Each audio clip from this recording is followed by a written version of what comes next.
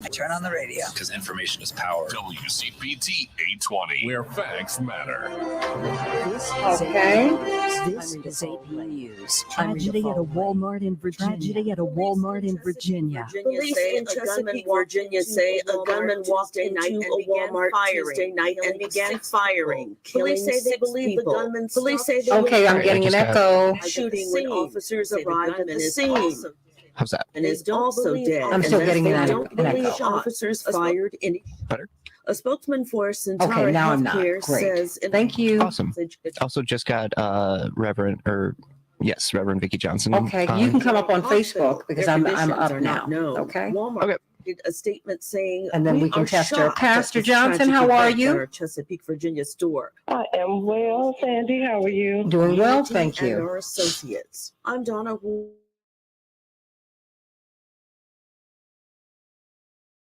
To be pretty close to the number in 2019, the last Thanksgiving before the pandemic. AAA spokesman Andrew Gross says if you're flying, the busiest days will be today and Sunday. It's just the nature of flying. You know, you have a lot more Pastor Johnson, could you stay on with me a couple more minutes? What time you're going to go, where you're going to I wanted to ask you about how to cope with loneliness. Suicides skyrocketed this Ukraine's time. First Lady says we will never forget and never. Sure. And if you could just overnight, a rocket attack give us destroyed a some hospital pointers on maternity that. ward in Ukraine, killing a 2-day. I can hear Pastor Johnson good and well on the Facebook live stream. Pope Francis, a soccer fan, is sending his greetings to World Cup players and praying this morning that the tournament Thank you, in Qatar Pastor may Johnson. be a We can chance hear for you. That harmony is and great. peace You are in all Europe. clear. Here in the U.S., the Supreme Court has cleared the way for the handover of former President Trump's tax returns to a congressional committee. This comes after a 3-year legal fight. This is AP News. Now the reports of trouble in China at an Apple iPhone factory. Employees at the world's biggest Apple iPhone factory have been beaten and detained in protests over contract disputes amid antivirus controls. Videos on Chinese social media that say they were filmed at the factory in the central city of Zhengzhou show thousands of people in masks facing rows of police. One person gets hit in the head with a club and another taken away with his arms held behind his back. Other videos show protesters spraying fire extinguishers toward police. Social media postings say workers are protesting contract violations. The factory owner, Foxconn Technology Group, said earlier it was using closed-loop management, which refers to employees living at the workplace with no outside contact. I'm Charles Dilladesma.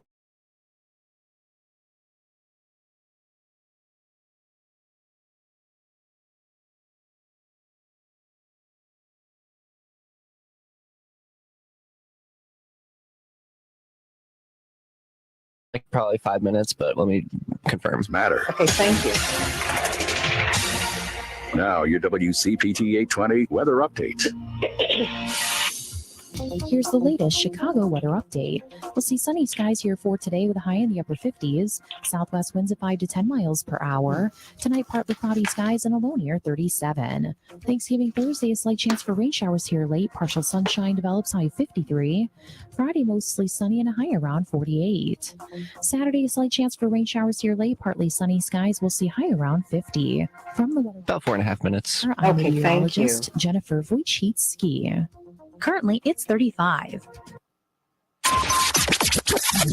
WCPT replay. What hypocrisy for our nation to, on the one hand, say you must have this child, but once that child gets here, the Republican Party has no interest in providing in health care. It has no interest in providing education. Once the child gets here, it does not want to feed or provide housing to that child. The Republicans and Trump administration sought to cut funding for food stamp and HUD funding during the course of the pandemic. What a grotesque hypocrisy, a nation that has the Republican Party taking initiative in Iraq and Afghanistan to drop bombs on countless innocent people, but yet embracing this hypocrisy of single-issue Christianity. The scriptures talk about providing for the sick, the shut-in, the widow. The Republican Party is against all of that. You say, well, you must make this sacrifice and have this child, but I don't want to make any sacrifice in my lifestyle and provide for it. Hypocrisy. Keep listening to WCPT 820 because facts matter. Don't you wish your life came with a warning app? Stop. That dog does not want to be petted. Just a little heads up before something bad happens. Move your coffee cup away from your computer. Oh, no. So you can have more control. Stop. You're texting your boss by mistake. Uh-oh. Well, life doesn't always give you time to change the outcome, but prediabetes does. With early diagnosis and a few healthy changes like managing your weight, getting active, stopping smoking, and eating healthier, you can stop prediabetes before it leads to type 2 diabetes. It's easy to learn your risk. Take the 1-minute test today at doihaveprediabetes.org. Warning, the cap is loose on that ketchup. Ugh. Don't wait. You have the power to change the outcome. Visit doihaveprediabetes.org today. That's doihaveprediabetes.org. Brought to you by the Ad Council and its prediabetes awareness partners. This is WCPT 820, where facts matter. On his stupid show, there's no secular argument against adult incest. Brother and sister want to make love. What's your argument? Yeah, that they're going to produce mentally retarded offspring, that's nonsense. It takes many generations of inbreeding to do that. He would know. Hear more from Cliff at heartlandsignal.com and subscribe to his YouTube page. WCP. You got 2 minutes. Okay, thank you. It's not like Joe Biden, his election is what triggered a Russian invasion. Think about Donald Trump. The reason he was impeached the first time is because he withheld security assistance from Zelensky and Ukraine. He talked about wanting to break up NATO. He softened the ground. When it comes to unemployment, I mean, Donald Trump inherited record low unemployment. Right now, at the very least, we're seeing people with the ability to leave their jobs and to go find new ones.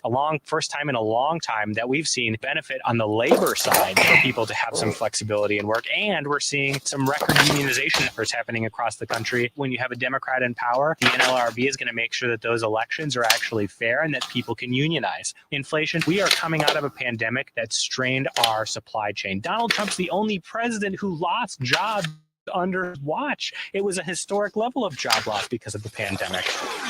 Keep listening to WCPT 820 because facts matter. Don't you wish your life came with a warning app? Stop. That dog does not want to be petted. Just a little heads up before something bad happens. Move your coffee cup away from your computer. Oh, no. So you can have more control. Stop. You're texting your boss by mistake. Okay. Well, life doesn't always give you time to change the outcome. On in about 30. Okay, thank you. Healthy changes like managing your weight, getting active, stopping smoking, and eating healthier, you can stop prediabetes before it leads to type 2 diabetes. It's easy to learn your risk. Take the 1-minute test today at doihaveprediabetes.org. Warning, the cap is loose on that ketchup. Don't wait. You have the power to change the outcome. Visit doihaveprediabetes.org today. That's doihaveprediabetes.org. Brought to you by the Ad Council. Stand by. Okay. Next time, give me a little bit more than a minute, okay? Just let me know when we're 1 minute out. That helps a lot. Thank you. Will do. Change the world, change the world. We can change the world. We can change the world, change the world. This is the Santita Jackson Show. War and hate to a place of love. It's not too late. Gotta save the children. We can't wait. Let's change the world. I am breathing. Hey, everybody. Welcome to the Santita Jackson Show. Got a little feedback. Let's work that out. I'm so glad to be with you today on the Santita Jackson Show one day before Thanksgiving, getting an echo. We're going to work that out. Okay, great. Thank you, Henry.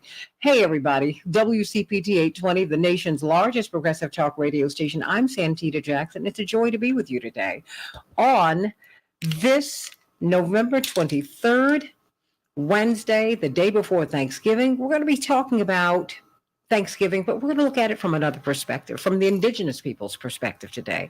Indeed, the Cherokee Nation are awaiting the fulfillment of a law that was established in 1835. Yes, 187 years ago. They are supposed to have been seated in the U.S. House of Representatives.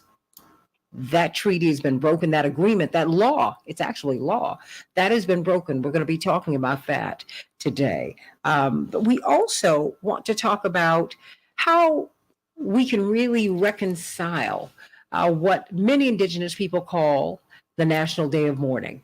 That is what many in the indigenous community call Thanksgiving. And I think we need to be sensitive to it. We need to understand their perspective, and let's figure out how we can come together and have healing. That is what we need. That is what we need. I want you to call me at 773-763-9278, opening up the phone lines. Want to know what you're going to be doing for Thanksgiving. I'm going to be with my family. Thank God I have a family that I can be with. I'm so excited about that. Got to go get this ham today. Yes. But I want to know, everybody, what are you going to be doing for Thanksgiving? And what do you think about how do we respectfully deal with Thanksgiving in the midst of so much pain that we have ignored from the indigenous community? Remember, this is their land. What did Malcolm X say? We didn't land on Plymouth Rock. Plymouth Rock landed on us. Yeah, that rock was overturned on them. They welcomed the European visitors who became colonizers, who became their killers, who became enemies. Let's talk about that. And what about the treaties, very few of which we have fulfilled? So let's talk about the American government, that is. Let's talk about that today. But let's talk about what you're going to be doing for the holiday. What are you going to eat? Oh, you know that's my favorite topic.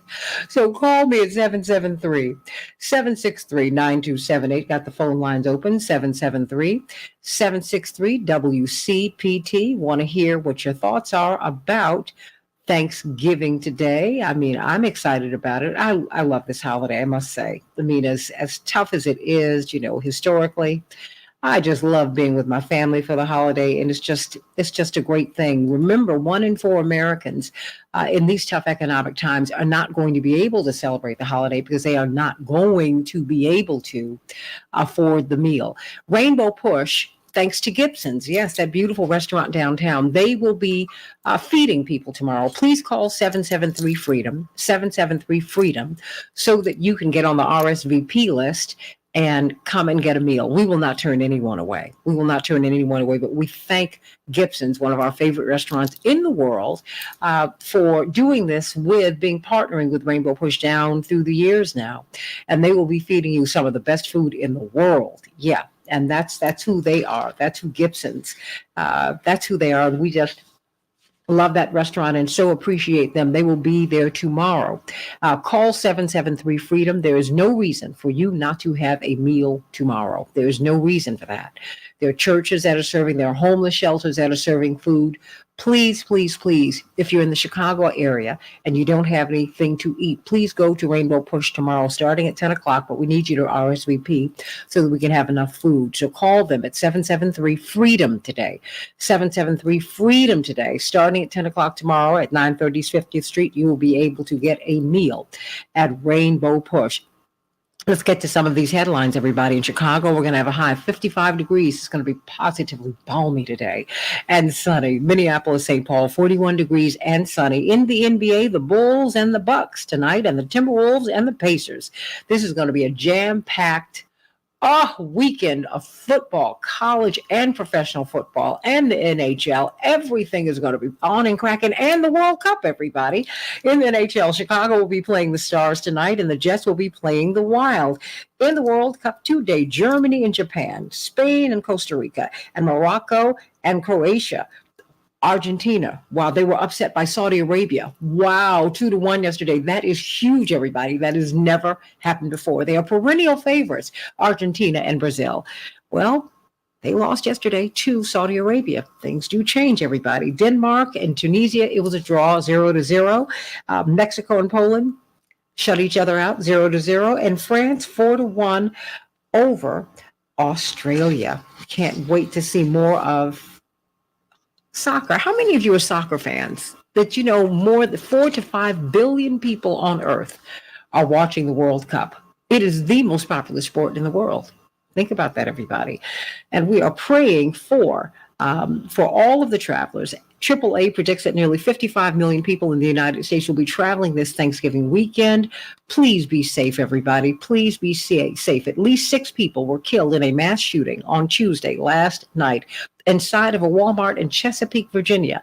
The shooter is also dead, city officials said early this morning. Officers responded to the store less than an hour before closing around 10:12 p.m. and found the victims and evidence of a shooting. Chesapeake police have reported 5 patients were being treated in nearby Norfolk, Virginia. But can you believe 6 people were killed in a Walmart? What is going on, everybody? The Supreme Court yesterday cleared the way for the IRS to release former President Donald Trump's tax returns to a Democratic-led House committee. The High Court's move is a major loss for former President Trump, who has sought to shield the release of his tax returns for years and is currently under multiple investigations. His legal team has continuously sought to keep his returns secret, private, and turned to the Supreme Court, the U.S. Supreme Court, composed of 3 of his nominees, his appointees, after he lost at a lower court level. But to no avail. He must reveal his tax records. What do you think about that, everybody? The Biden administration is yet again extending the pause on federal student loan payments, a benefit that began in March of 2020 to help people who were struggling financially due to the COVID-19 pandemic. The latest extension comes as the administration's student loan forgiveness program remains tied up in the courts, everybody. Tied up in the courts. And in Chicago, a little closer to home, we have the largest guaranteed income program in the United States. You have to get in it by lottery. The first $500 monthly checks will roll out next month. Thank you for the 3,250 pilot program recipients. People need that money, everybody. Please be careful today, everybody. Dr. Knighton will not be with us today, but remember, we have this convergence of COVID, the flu, and RSV. And Chicago area hospitals have changed their visitor policy because of this substantial flu increase, everybody. So please be careful. Please be careful and have those hand sanitization stations all over your home as people come in. Please be careful. And if people have the sniffles and things like that, like I do today because of my allergies, please be careful. Please be careful, everybody. Take those COVID tests and find out how you are doing. Know your status. And God bless you. I'm really excited about this holiday. But we have got Pastor Vicki Johnson. I'm always so glad when she's with us today. We had a whole lot to plow through with these headlines today. Of course, she's got that hour of power at the St. Thomas Lutheran Church at 80th and Jeffrey. Masked, unmasked, everyone is welcome, and they will seat you appropriately. We're so glad that you're with us today, giving us some good news, Pastor Johnson. Amen. Good morning to you, Santita, and good morning to all of your morning stars and friends. There is good news. As much as I love Thanksgiving, a time of coming together with family and friends, eating good food, good conversation, good football. As much as I love this holiday, I am torn with the history of it. It differs much from what we were taught as little kids in elementary school, drawing pictures of pilgrims and turkeys. It's not the same. Thanksgiving was not a time of peace and love between the indigenous people and the pilgrims. It was more like a cake-giving, a time of celebration for what was taken from the original inhabitants of this land and surviving through harvest one year. Although the pilgrims were not picture perfect, the concept of having a time to give thanks in community was and yet is a good one. 1 Thessalonians, the 5th chapter and the 17th verse says, "In everything give thanks, for this is the will of God in Christ Jesus concerning you." Thanks is good and always in order, not just one day of the year, but always. Thanks is good, but giving is better. It warms my heart to see all of the acts of kindness that are being shown across the nation on the news, depicting what a wonderful people we can all be this week. How about in our thanks on tomorrow, we can pray for ways to give regularly to help make the lives of our siblings in the struggle better every day. Think about it as you give thanks, ways that you can give. And if you do this, and I hope that you will, then to me, that's good news. Enjoy your holiday. Amen to that. Let me ask you this, because I am going to ask you about loneliness. And this is sadly, as we celebrate this time of year, and we're so excited about it. And I'm excited about it because, I'm blessed to have my family. We're blessed to have each other. Even when we drive each other crazy, we are so grateful. We never let that get in the way of us being together for the holidays. And I will say, you've known me all of my life, Pastor Johnson. We grew up with a heightened sense of that because, my personal family was always under direct threat, and so I think it made us even more sensitive to every holiday. Every holiday for us was a gift because we never knew if we'd get the next one. Medgar Evers' family missed a whole lot of holidays. Dr. King's family. And on and on and on, And Malcolm X's family, I can just keep on going down the list. But that having been said, why did you go back to the indigenous people today? Because we're going to be talking with them today. We're going to be talking with Fawn Sharp, who is one of the leaders in that community. And we're very, very excited. She's a president of the National Congress of American Indians. And we're talking about the proper way to celebrate this holiday, which for them is what they call the National Day of Mourning. The National Day of Mourning. Why did you pivot there today? Well, because we have been told so many things that are not true. America has painted pictures to make us look like we are the greatest, the best, and a caring nation that really, just look at our history being brought over here across the Atlantic Ocean to not just to have a new place to live, but to be treated or to be worked as slaves and to come to a land that is already inhabited by somebody else. What? That you discover. Craziest thing. I've never heard of anything so crazy. How do you walk in my house and discover my shoes? How do you discovered them? No, they were mine and you took them.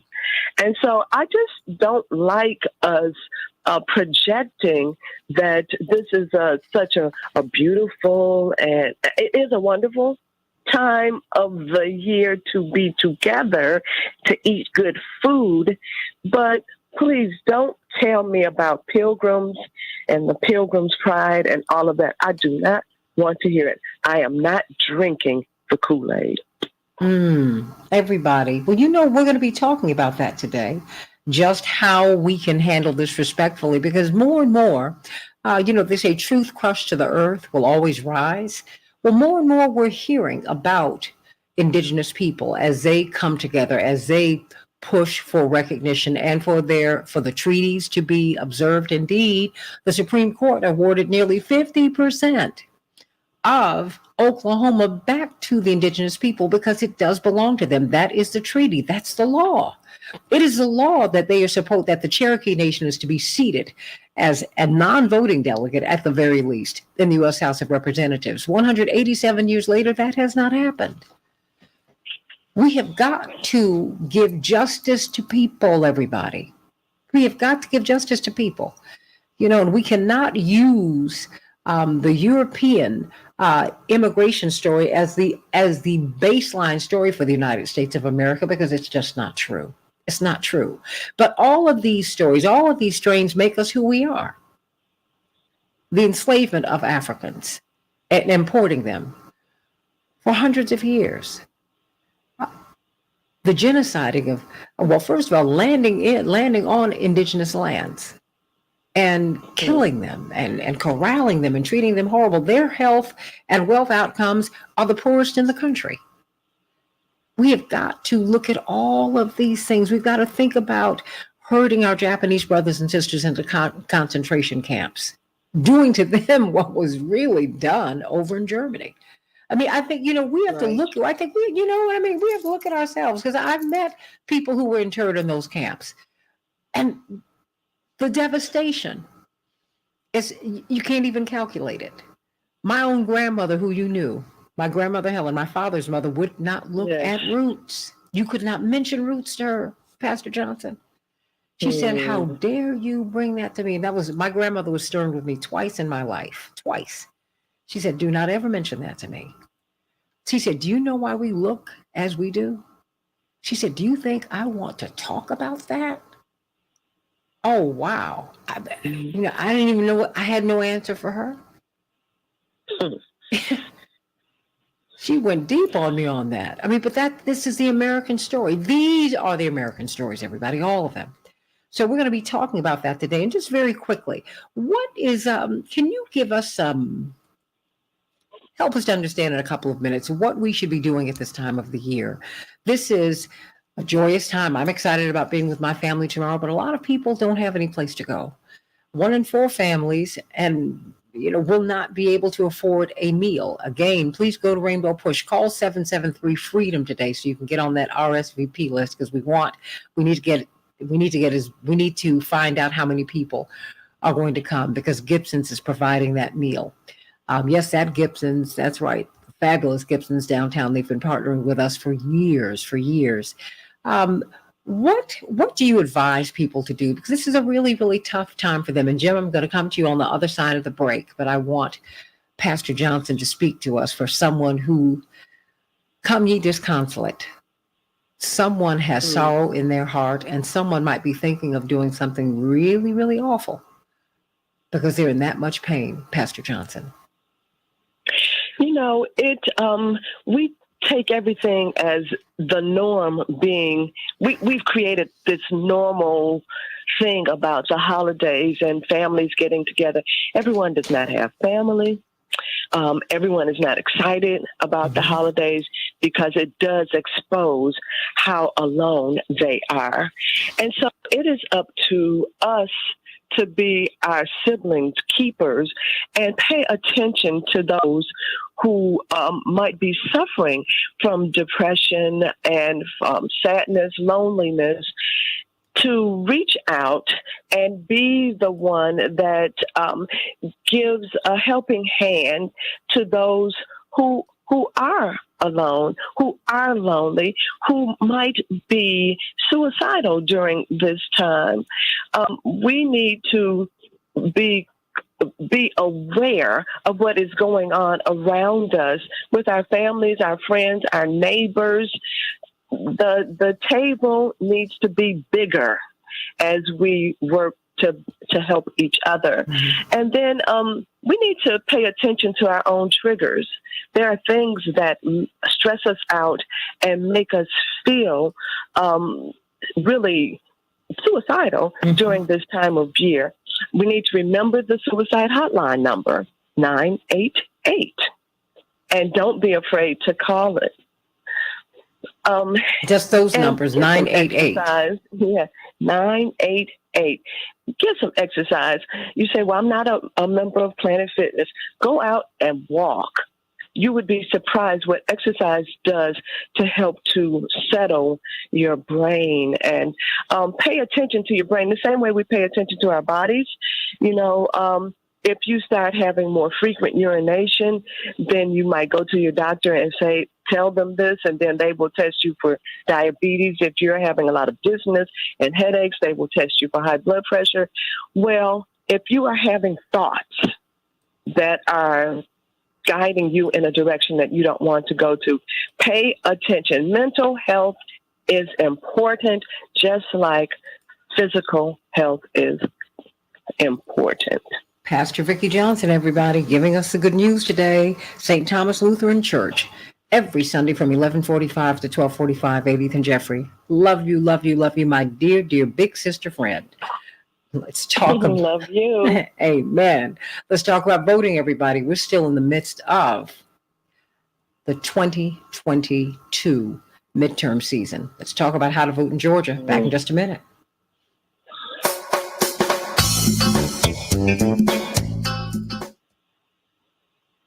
Okay, thank you so much. Thank you for that. Thank you for that. I mean, because I'm really glad that you gave us that today, because I think that we have got to pay attention.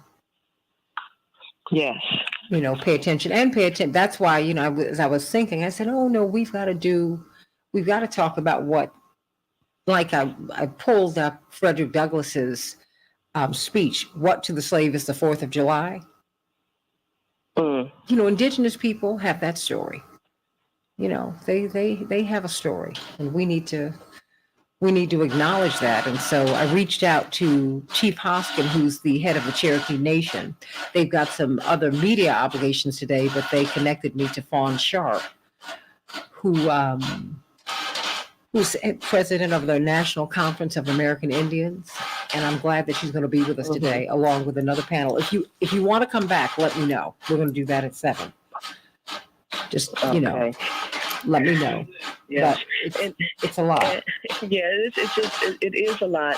And, at these different institutions, they acknowledge now the land of the indigenous people that we are sitting on. And, that acknowledgement is nice, but doing something to put the laws into action that have been established to give them their reparations is better. That's right. So all this lip service, that's nothing. It's nice, but it's not enough. And people get so offended. I'm like, I don't know why you're offended. How are you gonna walk in somebody's house and tell me that you discovered me? Are you serious right now? Right. Who does that? That's crazy. And you have to acknowledge that it's nuts. Just acknowledge it. Acknowledge that it is the thinking has got. This is the kind of thinking that you have monarchs have become oligarchs. Hi, Ms. Jackson. Yes. Attorney General Jones is ready to go. Okay, thank you. I called Chaparral. She just woke up, so she asked to call her back in a little bit. Oh, okay. Okay, very good. Well, then what we will do is have her on.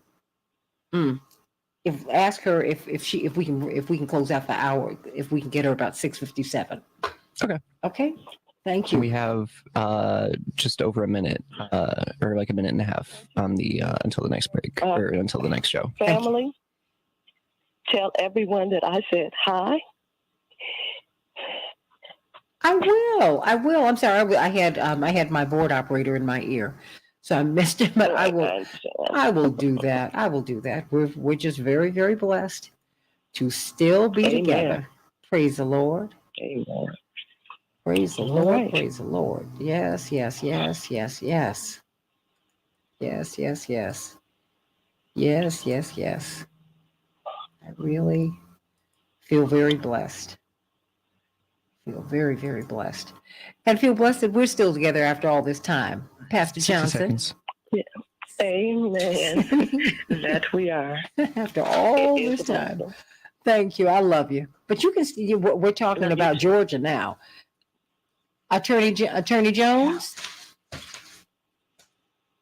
Hey, good morning, Santita. Good morning. Great. Are you on a speaker? No, I'm actually on my microphone. Is it not coming through clearly? Yeah, it sounded distant. 30 seconds. Okay, let me hear you now. How's this? I'll just keep speaking. Testing 1, 2, 3. Okay, 4. that's better. Just make sure you stay in the mic. Okay, I turned the volume up. Okay, great. And you know what can help you also? If you put something behind you so you can create a shell so that the sound will not disperse. Okay. Stand by. About to come back. Doesn't have to be anything fancy. It can be 2 boards. Okay. That'll form a V. And it'll be like a band shell behind We you. can change the world, change the world, change the world. We can change the world, we can change the world, change the world. This is the Santita Jackson Show. War and hate to a place of love, it's not too late. Gotta save the children, we can't wait. Let's change the world. Hey everybody, welcome to the Santita Jackson Show. As we talk about Thanksgiving. You know, it has many different meanings for so many of us. You know, it is a time for us to acknowledge our loved ones and to acknowledge life and to be thankful. It's also a time for us to acknowledge the wrongs committed against the indigenous people of America, of the Americas, the indigenous people. They call it the National Day of Mourning, and we're going to be talking about that today. How do we get from a National Day of Mourning to a National Day of Acknowledgement? And celebration is much, much further down the road, but you can't celebrate when you've not been treated justly. The Cherokee Nation have been waiting 187 years for the law to be fulfilled. They are supposed to be seated in the U.S. House of Representatives. For 187 years, that has not happened. Kim Teehee is their delegate designate. She should be seated. Half of Oklahoma, just about, should be in the hands of indigenous people. That has not happened yet. That's a Supreme Court decision. Got a lot of things that we need to do, and treaties have never, ever, almost never been fulfilled. Let's talk about that at the top of the hour. But right now we're talking about, well, you know, something of tremendous consequence. The 2022 election. Indeed, everyone thinks that everything was settled when Arizona and Nevada declared 2 Democratic wins. No, we need as many Democratic senators as possible, and we really need Raphael Warnock. He gives us cushion. He gives you negotiating room. He gives you space with Manchin and Sinema. He gives you space on these committees. You only need 51 votes to get these judicial appointees through. That is why you need Raphael Warnock. With 50 votes, you still have to negotiate with the Republicans. No, with 51 votes, you got ostensibly 51 votes. You know, we'll see what Manchin and Sinema do, but you have 51 votes, and we can begin to get some of these judicial nominees through. All of that's very, very important. But many people, distressingly, do not know that there is a runoff on December 6th, and that their voting begins on November 28th. So November 28th through December 6th, it's time for you to vote in Georgia, all over Georgia. How is it that people don't know that there's a runoff? What do they need to do? Can you register to vote? No, but you need to get ready to vote because everybody didn't vote. You did not have a 100% clearance rate in terms of the vote on November 8th. So let's get right to it with Attorney Darrell Jones, chairman of the Transformative Justice Coalition. Let us start with this. What is a runoff, and how is it that people do not know that the runoff is taking place on December 6th?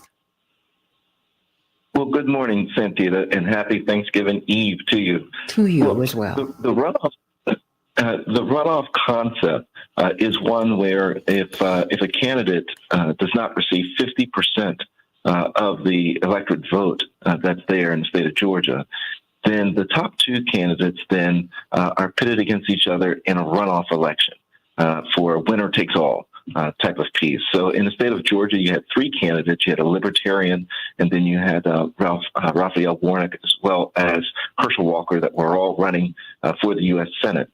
None of the candidates received 50% of the vote. So as a result of that, the top 2 candidates, Senator Warnock as well as Herschel Walker, now are pitted against each other in a runoff. the runoff concept is one that really has roots that go back to trying to suppress African Americans from being elected to office. The concept was that if you have three candidates that are running, and there's a black person that's running, and the black person is trying to consolidate the black vote, and they get the highest percentage because they've consolidated that vote, and the two white candidates that are running divide the white vote, and the black candidate wins because of its consolidated vote, that then will take the two white candidates and give their supporters a chance to combine together to go against that one black candidate's base of support that won them that election. So that's sort of the history of the runoff election. There are only 10 states in our country that have runoff elections. One of those states only in the event of a tie, and one is only for Congress and the governor's race. The other 8 are all really southern states. And so it's a southern state concept that's there. So what happens, though, Santita, is that people don't know about the election, and it's primarily because people are thinking that they've already voted. The November election, November 8th election has come and gone. I've voted. I've done my thing. The person who I saw who had the most votes is the winner. A natural and normal thing for most people across the country to think. However, in the state of Georgia, because the winner did not receive the 50%, they're now in this runoff election, and most people are unaware that they need to vote again, that there's another runoff election that begins, and they can start casting ballots on November the 28th and all the way up to December the 2nd, day, December the 6th. Ooh, all the way up to December the 6th? Well, the actual election is December the 6th. Okay. So there's 1 week of early voting that begins on the 28th. And then there is a Sunday voting that's guaranteed, which is this Sunday that's coming up following Thanksgiving. Very interesting, Santita, is that there's a lot of confusion. There's a lot of confusion. And that's one way you suppress a vote, if you create confusion about what's going on. I say that introduction for this. We've been saying for the last 2 days that Judge Cox in Fulton County, the circuit court, the Superior Court judge there, had a ruling that required the Secretary of State to permit a Saturday of voting this Saturday following Thanksgiving. The Secretary of State then appealed that decision to the next level court in the state of Georgia, their Court of Appeals, and that Court of Appeals affirmed it and said, yep, you got to have the Saturday voting. Well, now the Georgia Republican Party yesterday has filed an appeal to the Georgia Supreme Court to try to stop that Saturday of voting. So there's all kinds of confusion that's there right now. The status of it is there's Saturday voting and there's Sunday voting in selective areas in Georgia. Santita, I tell you, it's confusing. People need to go to My Voter Page Georgia to find out, all their information with regards to when voting is and where they are to vote. But it's very confusing right now with regards to what's going on. It's intentionally so, because that's how you keep voter turnout down, is to create confusion about when people are to vote. We're talking with Attorney Darrell Jones, Chairman of the Transformative Justice Coalition. Of course, you can hear him and Barbara Arnwine, Attorney Barbara Arnwine, probably the foremost voting rights advocate in the legal space in the United States today, on their own show on WOL at 12 noon Eastern Standard Time every Tuesday. What can we do to break through the misinformation? Because, I really see, it appears to me that Herschel Walker, the Republican candidate, is becoming more vocal, even as these personal accusations come forward. No one really cares about that, but that lets you know just that even that's political. I've said to you over and over again that when you get indicted, when you get investigated, it's all political. When people level these personal attacks, or even if you have a personal issue that is revealed, that's political. Nobody really, at the end of the day, nobody really cares. They really, really don't. So I want to know what can we do to help kind of break through the misinformation, and even though, because I think that all of us have a vested interest in what's happening in Georgia. We will all win or lose if Raphael Warnock wins or loses. His being seated in the U.S. Senate is of tremendous consequence. It's of tremendous consequence, and the corporate media are not saying that. They've made this, a personal contest, and it's dismissed because the Democrats have the majority. No, they don't. No, they don't. This would free up Kamala Harris to travel. She wouldn't have to be the tiebreaker. It gives us more space on these committees. We need him in that seat. We need him in that seat. What can we do to help our fellow Americans down in Georgia to know that they can start voting on November 28th through the 6th? What happens, if they get a ballot? I mean, are they able to get ballots now, mail-in ballots? What do they do? Can they drop them off? We understand that they closed a lot of these mailboxes for the ballots. Right, and you're absolutely correct, Santita. In terms of the policy pieces and things that we want in place for voting rights across this country, I open this up by saying it's very confusing. It's very confusing. Georgia's created this very confusing process for people to be able to access voting.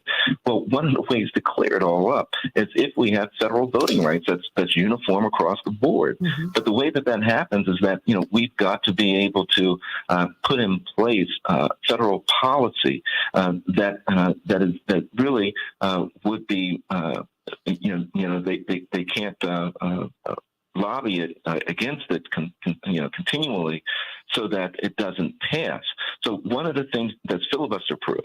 So one of the things to get to that point is that we've got to elect a sufficient number of senators to be able to have the filibuster addressed so that the voting rights issues can be handled.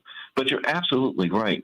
When you're looking at what's happening here and what can be done, when we're talking about the absentee ballots, what we're talking about now is that you should be requesting your absentee ballots right now.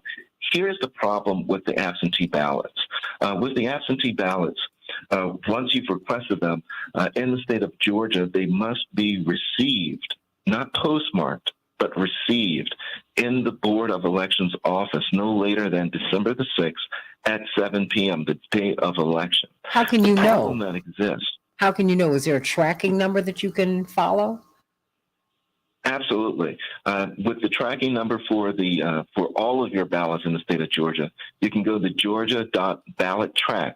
That's georgia.ballottrax.net.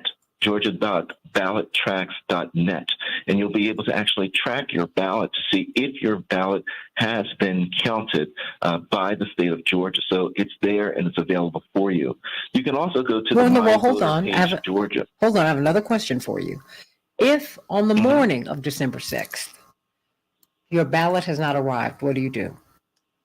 Because surely you shouldn't wait until 7 o'clock when the polls close to find, to find out that your ballot has not made it in. Absolutely. What we suggest that you do is that you go to your polling place or to the Board of Elections, and you tell them that that you've mailed in your ballot or you've taken your ballot to a drop box, which is a whole other story. We get into that, and that you're checking to see if it has arrived, and your indication is that it has not arrived. So I want to, meaning you want to, cancel out that ballot, spoil that ballot, and you want to vote there on the scene. So there's always the possibility for you to cancel the ballot that you've put out there and to vote a ballot that's on the scene. The best way to do it, and we call it the 10-day rule, that once you're within the 10 days of the election, do not use the U.S. Postal Service to mail in the ballot. It's best at that point that you take it to a drop box. But let's understand this, Santita. What the state of Georgia now has done is that they've put limitations on the drop boxes. Ordinarily, we would think that you can go to a drop box 24 hours, 7 days a week. Even if they have cameras or whatever on it, that's fine. But you'd have, you'd have unlimited access to the drop box. That's what makes it convenient. But what the state of Georgia has done this time is that they've moved the drop boxes indoors so that you no longer have the 24 hours, 7 days a week access. You only have access to the drop boxes during the hours that the Board of Elections are conducting elections. So if it's 9 to 5, Monday through Friday, are the days that you have access to the drop box. And it's a little unclear right now what they're going to do for the weekend voting, what access will be there for the weekend voting with the drop boxes. It's also, Santita, important to know that when we're talking about weekend voting, if ever, Santita, if ever there was a time to plan your vote and vote your plan, this is it right now in the state of Georgia. Because when it comes to weekend voting, the first thing you want to do after you go to vote.org to be certain that you are a registered voter, because if you were not a registered voter as of November the 7th, you cannot participate in this runoff election. So after you go to vote.org to determine whether or not you're a registered voter, the next thing that's going to be placed that you need to do is to find out when and if your jurisdiction is offering weekend voting. It's not required in the state of Georgia.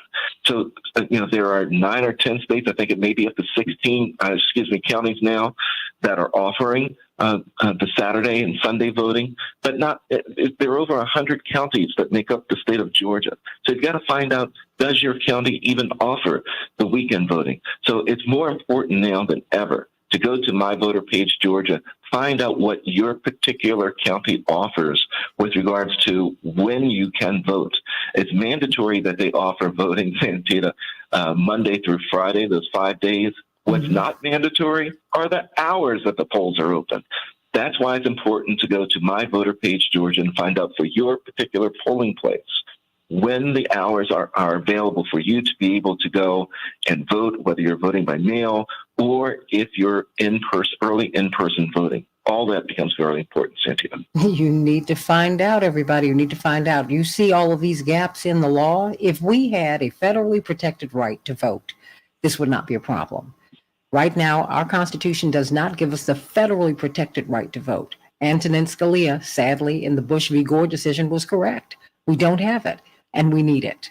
We need it. The original idea of the Founding Fathers was for propertied white men to vote. It was not for everybody to vote.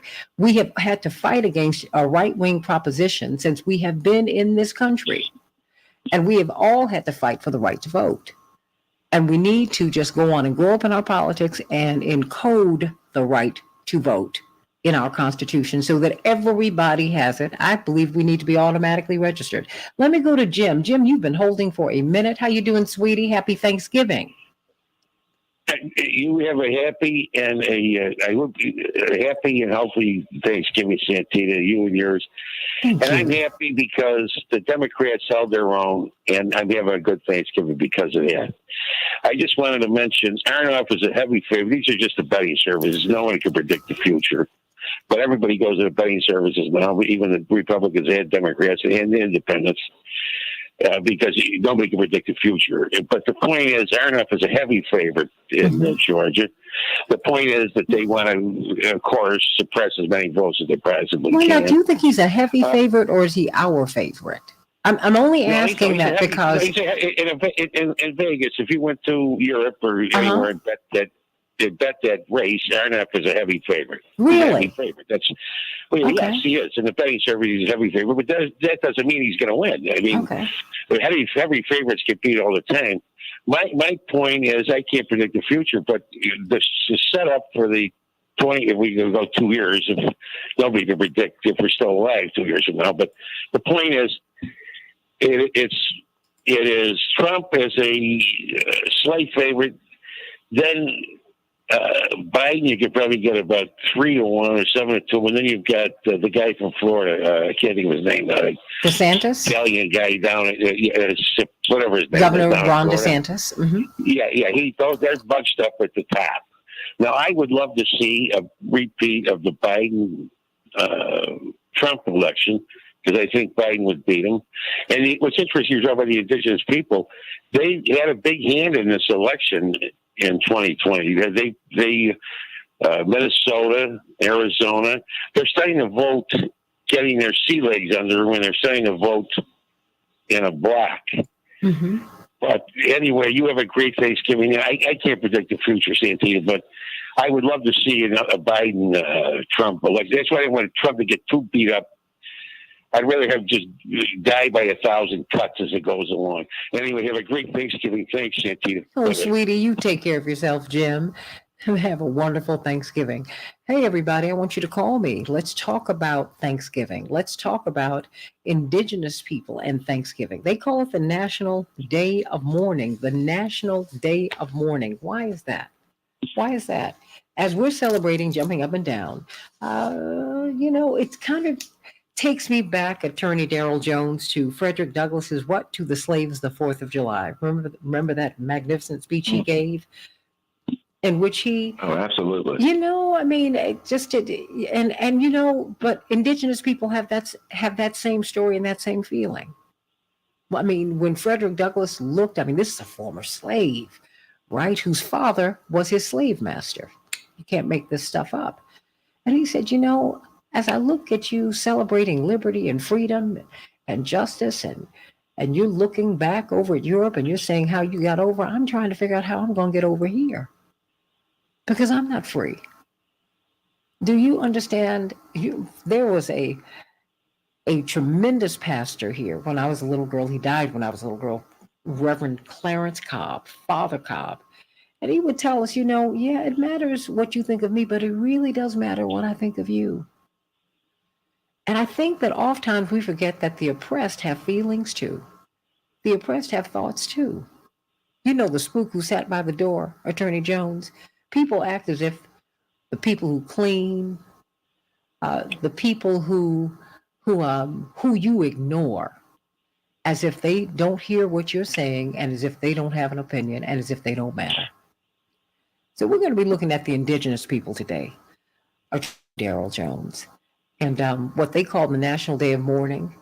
And we've got to fight to get the Cherokee Nation seated in the U.S. House of Representatives. It should have happened in 1835. It's taken 187 years. It needs to happen now.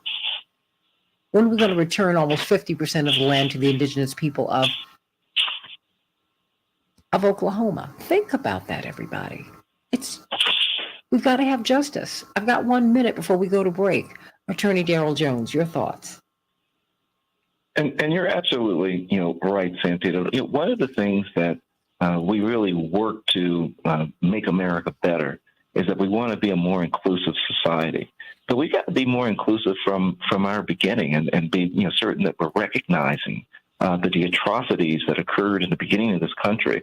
So when we start talking about, our Native Americans and our Indigenous people and how they were treated and how they continue to be treated, how they're not treated as being included, we've got to be certain that we pull them into the process and that they are part of what it is that we're doing, that we're recognizing the significance that they have in the history of our country.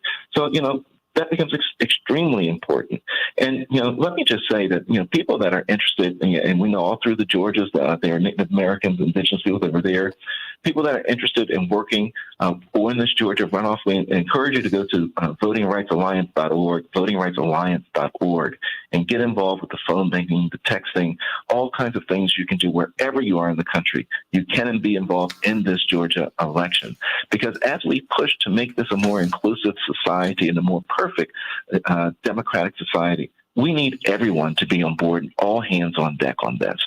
This is the only way that we know. We're going into Thanksgiving and this holiday. This is the perfect opportunity for families to talk about the importance, the contributions of the Indigenous people, the opportunity for people to talk about the elections in the state of Georgia, to make phone calls to your family members that are in the state of Georgia. This is it. This is this opportunity. Use this holiday to build a stronger United States of America, a stronger, more inclusive country, because that's what I think this holiday should be about, is being certain that all of our family members are respected and have the opportunity to be heard, Santita. And that's how you have America fulfill its promise and become great. The idea and ideals of America are great, but we have to work hard. We all have to run our lap in this race to make America what it's supposed to be. America is not what it was in 1776, in 1789, in 1619, in 1492. It's none of those things. So when we say that we have not made progress, that is absolutely untrue. We've made a tremendous amount of progress, but we have to continue to press toward the mark. We have to continue to press so that we can make America a more perfect union and give it space to continue to grow and become what it's supposed to be. We don't live in officially a segregated America anymore, officially a racist America anymore, although we know racism is here and segregation is here, economic and racial. We're the ones who can make that change. We're the ones who must make that change. So everybody get involved in Georgia. It is all of our race. It is America's Senate race. Let's talk about the indigenous people. What to the indigenous person is Thanksgiving? Back with more of the Santita Jackson Show in just a minute.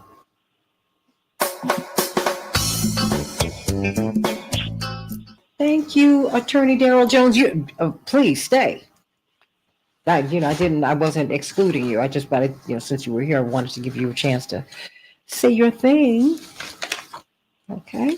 Oh, no, I appreciate that. Thank you so much. Oh no, you're very, very welcome. Cooking for Thanksgiving. No, you know what? I'm actually going to go get this ham today, and that's typically what I do. And I don't think I'm going to really do a lot of cooking. I have to work through until really kind of late this evening, and then hopefully I'll be in bed by about 10 or 11.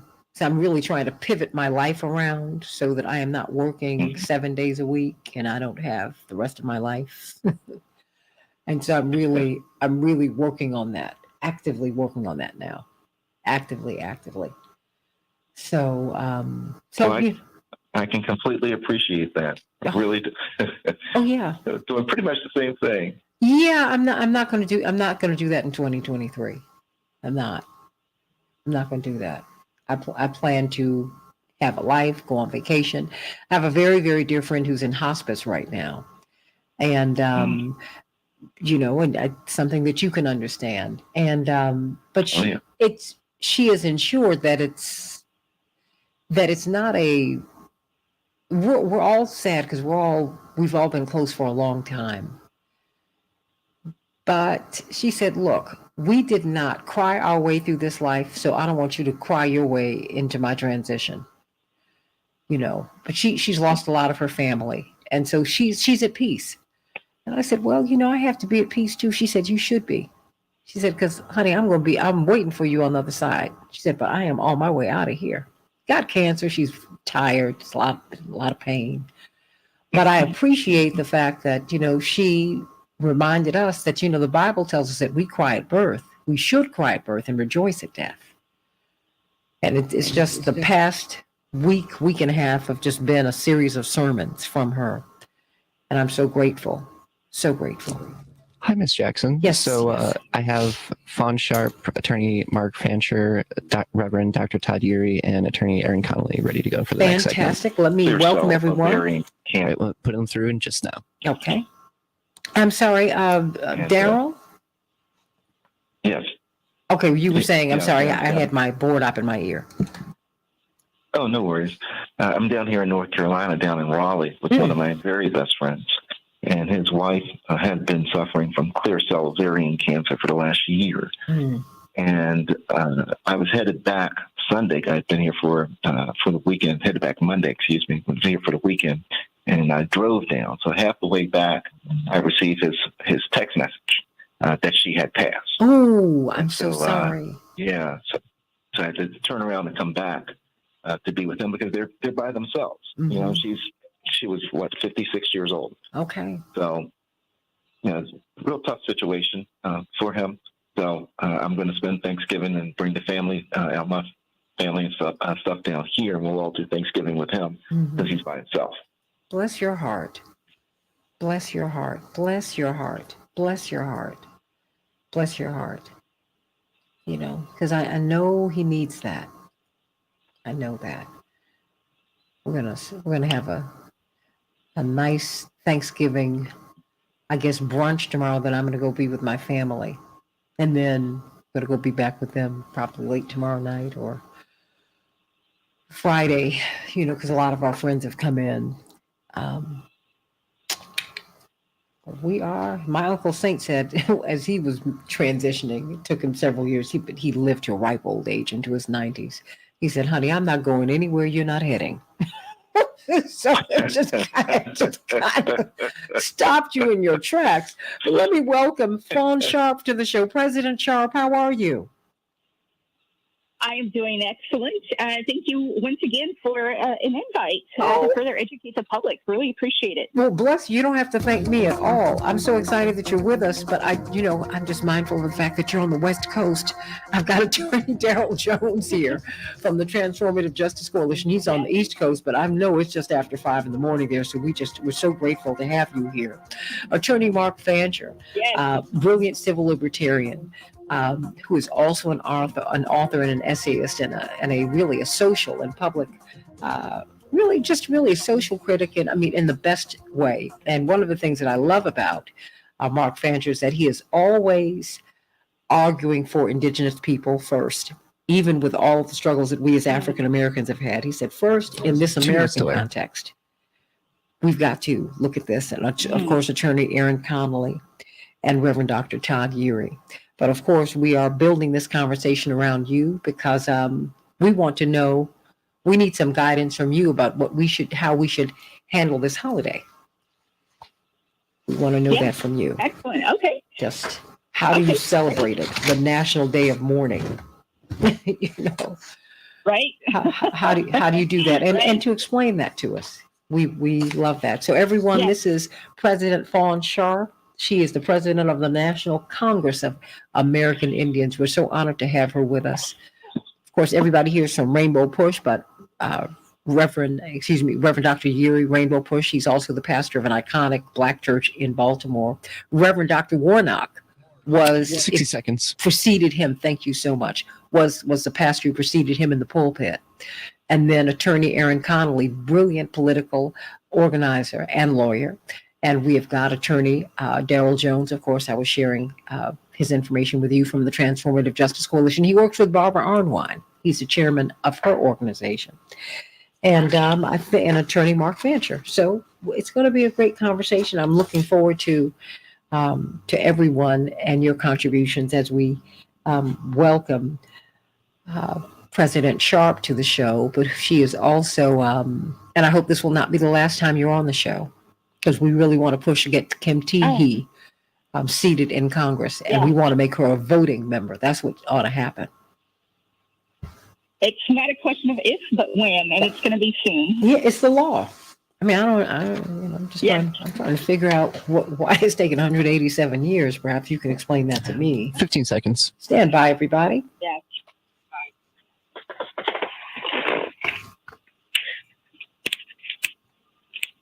Stand by. We're coming up. We can change the world, change the world, change the world. Yes, we can. We can change the world. We can change the world, change the world. This is the Santita Jackson Show. War and hate to a place of love. It's not too late. Gotta save the children. We can't wait. Let's change the world. Hey, everybody. Welcome to the Santita Jackson Show. Thanksgiving edition, everybody. Wednesday, November 23rd, 2022. It's a joy to be with you today. 1 in 4 Americans today will not be able to have Thanksgiving tomorrow because they cannot afford it. Let us really share some of our food. Let us ensure that people get over to churches and to homeless shelters and wherever they're serving food. Here in Chicago, we're going to be serving, feeding hundreds of people at Rainbow Push. Please call 773-FREEDOM so that you can RSVP. We have partnered with the Gibson's restaurant, that fine restaurant downtown, one of my favorites in the world. And they are going to be serving food, giving you some of the best food that you can get. And they're going to be at Rainbow Push tomorrow. They are our partners through this holiday season, and we thank God for Gibson's. Everybody call 773-FREEDOM so that you can get something to eat at Rainbow Push. We need to get the numbers. We need to find out how many people so that Gibson's can bring enough food, because we don't want anyone to go without a meal tomorrow. I'm Santita Jackson. Let's talk about Indigenous people and Thanksgiving. You know, Frederick Douglass wrote a speech and gave this speech that really has shaken the world more than 100 years later. What to the slave is the 4th of July, but what to the Indigenous person is Thanksgiving? Well, the National Day of Mourning. So let's talk about that. Why is that? And what can we do to get justice for our Indigenous brothers and sisters and make things right? Let's get to some of these headlines, everybody. In Chicago, we'll have a high of 55 degrees. It will be sunny. Minneapolis, St. Paul, 41 degrees. It will be sunny. In the NBA, the Bulls will be playing the Bucks tonight. The Timberwolves will be playing the Pacers. In the NHL, Chicago will be meeting up with the Stars, and the Jets will be with the Minnesota Wild, everybody. The World Cup, Germany and Japan today, Spain and Costa Rica and Morocco and Croatia. Argentina, wow. They were beaten by Saudi Arabia yesterday at the World Cup 2-1. You can't make this up. Denmark and Tunisia, it was a draw, 0-0. In Mexico, and the Mexican team and the Polish team, a draw, 0-0. France, 4-1 over Australia. This is really exciting stuff, everybody. At least 6 people were killed in a mass shooting Tuesday night inside of a Walmart in Chesapeake, Virginia. The shooter is also dead, according to city officials. Officers responded to the store less than an hour before closing, around 10:12 p.m., and found the victims and evidence of a shooting. We await further details about this tragedy in Chesapeake, Virginia. The Supreme Court yesterday cleared the way for the IRS to release former President Donald Trump's tax returns to a Democratic-led House committee. The High Court's move is a major loss for former President Trump, who sought to shield the release of his tax returns for years and is currently under multiple investigations. The Biden administration is yet again extending the pause on federal student loan payments, a benefit that began in March of 2020 to help people who are struggling financially due to the COVID-19 pandemic. The latest extension comes as the administration's student loan forgiveness program remains tied up in the courts, everybody. Cook County here, the county of Cook, where I live here in Chicago, has the largest guaranteed income program in America. You had to be part of a lottery to get it, but 3,250 people will be participating in this pilot program where they will get $500 a month. Indeed, they're saying that this is not a handout. It's a hand up. Good for them. Let's expand that program so that people can always have some money on hand so that they can survive and thrive. Chicago area hospital changes visitor policies due to a substantial flu increase. Indeed, we're seeing an increase in COVID, in the flu, and in RSV. Everybody, please be careful during this holiday season. Take care of yourselves. Take care of yourselves. And you know what? We're looking for financial freedom. You know, I've been working with Team Hochberg, and I am going to get him on when we come back next week so we can talk about these financial products that can help you to be free. Do you have a debit card? Sure you do. But you should be using a credit card. You say, I don't have the good credit. Well, if you call Team Hochberg, they will come up with a plan for you to get a credit card. If you have credit card debt, they will negotiate with the credit card company so that you can bring that debt down and keep your credit score high. What about all these financial products? What about loans, FHA loans, VA loans? What about reverse mortgages? All of these things that we hear about, you have access to them, but you might not know how to get them. And, you know, if you want to buy a house, you say, I don't have the right credit score. Guess what? They will come up with a plan to help you get your credit together so that you can buy a house or buy an apartment building. But you got to call Team Hochberg at 855-56-DAVID. 855-56-DAVID, or call them, or go to 56david.com online. Tom and Sonia did that. They had 17 credit cards with $100,000 worth of debt on those cards, and they were struggling to pay their mortgage. They reached out to Team Hochberg, and they had a free consultation. And then after Team Hochberg did their due diligence, they came back to them and they said, look, this is what we're going to do. And they came up with a plan. They negotiated with their credit cards. They were able to bring their credit card payments down by $2,800, more than that. They were able to help them to save their homes. They were able, their home, they were able to help them to get a loan. That can be you. That can be you, everybody. Call them at 855-56-DAVID. 855-56-DAVID, or go to 56david.com. The first consultation is free. Just let them know everything. They've seen it all. They've seen it all. And guess what? You do not have to be chained financially. You don't. You can break on out of that. So let's get right to it, everybody. Team Hochberg. And that's right. financial freedom. Everybody, let's talk about what Thanksgiving means to Indigenous people.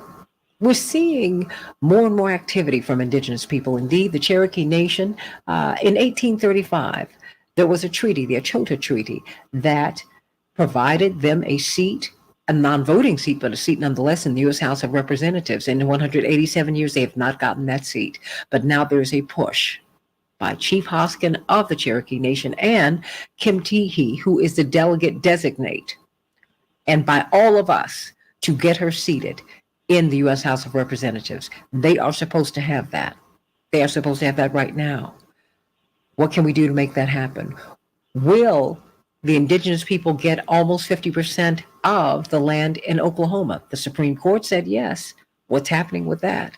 But how does it feel? As Pastor Vicki Johnson said at the top of the show in the Good News, how does it feel to be in your home and have someone come in it and tell you that they discovered you and that the home that you have built is theirs? That's what happened to Indigenous people, but it's really not that simple. Indeed, Thanksgiving, the Thanksgiving that many of us are very excited to celebrate, is what many of them call the National Day of Mourning. What does that mean? Malcolm X said, we didn't land on Plymouth Rock, it landed on us. I think they can say the same thing. At Plymouth Rock, there is a plaque for the National Day of Mourning. Since 1970, Native Americans, it reads, have gathered at noon on Coles Hill in Plymouth in commemoration of a National Day of Mourning for the U.S. Thanksgiving holiday. So we are very, very excited to have our team with us today. Of course, Reverend Dr. Todd Urey, Rainbow Push, Senior Pastor of the Douglas Memorial Community Church out of Baltimore, Maryland. Reverend Dr. Urey, so wonderful to have you. Attorney Aaron Connolly, brilliant political organizer and strategist, Covenant Strategies. We've got Attorney Darrell Jones, Chairman of the Transformative Justice Coalition. We've got brilliant author, and really he is a civil libertarian. We have got the author of the Friends of Negro Village.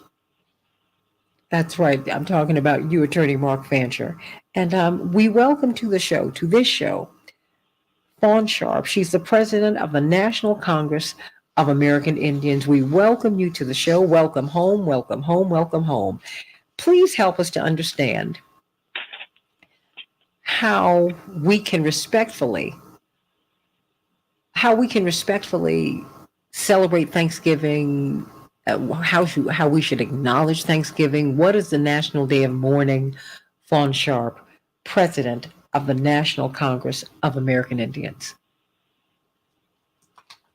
Good morning. Thank you. Thank you for that introduction, and thank you for this opportunity to really educate folks about not only what Thanksgiving means to us, but to provide a venue to really go into what it means to us to be Indigenous, because I think that's a foundational question that all must really understand before even considering what that celebration means for all of us. And so I often tell people when explaining who we are as Indigenous peoples, I say that throughout the centuries, we've had one prayer and one prayer only as Indigenous peoples in this country, and that is to live as our Creator intended on the lands gifted to our ancestors when time began. And what does that mean? That means that historically, from the beginning of time, we've had a very special relationship with each other, with all things living, with the natural world, and we just want to be able to go into ceremony and go to our sacred places and live as we have for centuries, be able to speak our languages, etc. And so when you consider the landing at Plymouth Rock as a coming together to offer Thanksgiving with Indigenous peoples, that it was not a new thing for us. That is a practice that we celebrated for centuries. Here in the Pacific Northwest, where I am from, we had salmon ceremonies.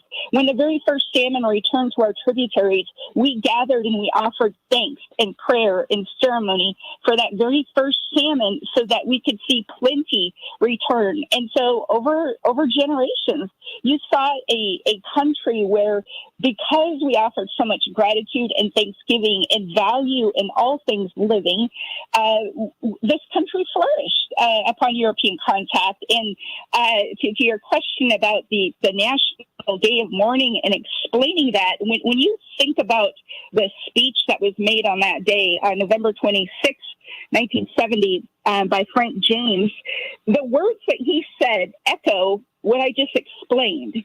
And I'll be very brief here in quoting what he said. He said, "We forfeited our country. Our lands have fallen into the hands of the aggressor. We have allowed the white man to keep us on our knees.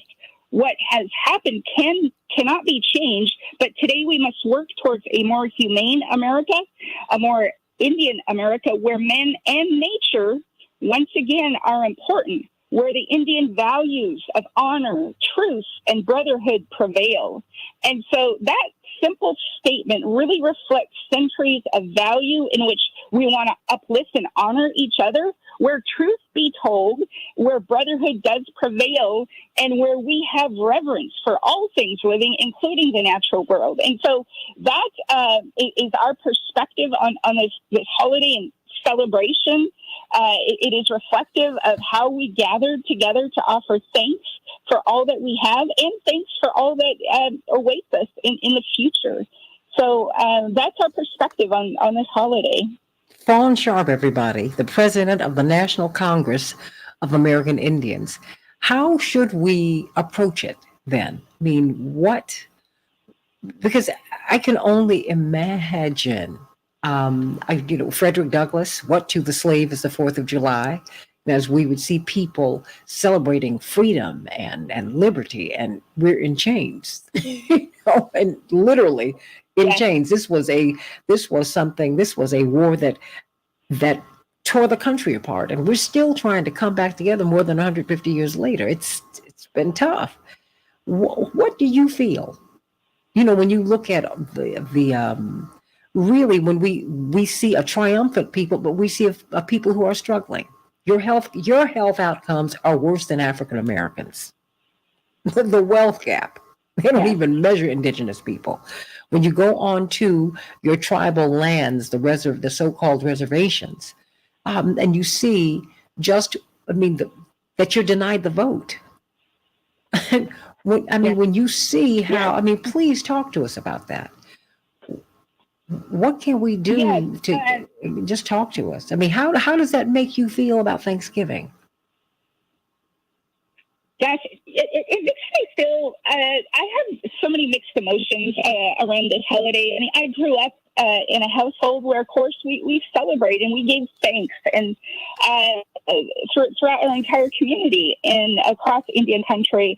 But as truth is told, and as I did not know about the National Day of Mourning. When I grew up, I learned about that as an adult. It was half a century ago. And so I think the important thing for all of us is to really take a hard look at our history, the history that's not been taught, to reach out to tribes, our neighbors, to be inquisitive about that, because this country, as was said at the top of the remarks here, there's generation after generation, race after race, ugliness and outright oppression and annihilation and dispossession and oppression.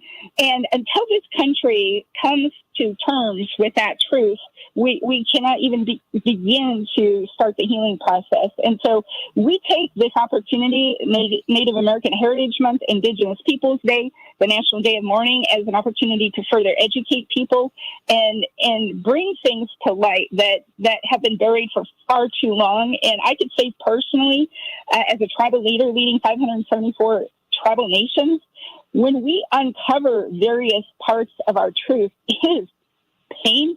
And when you look at the social economic circumstances of our communities, it's very tragic. But there's a flip side to that.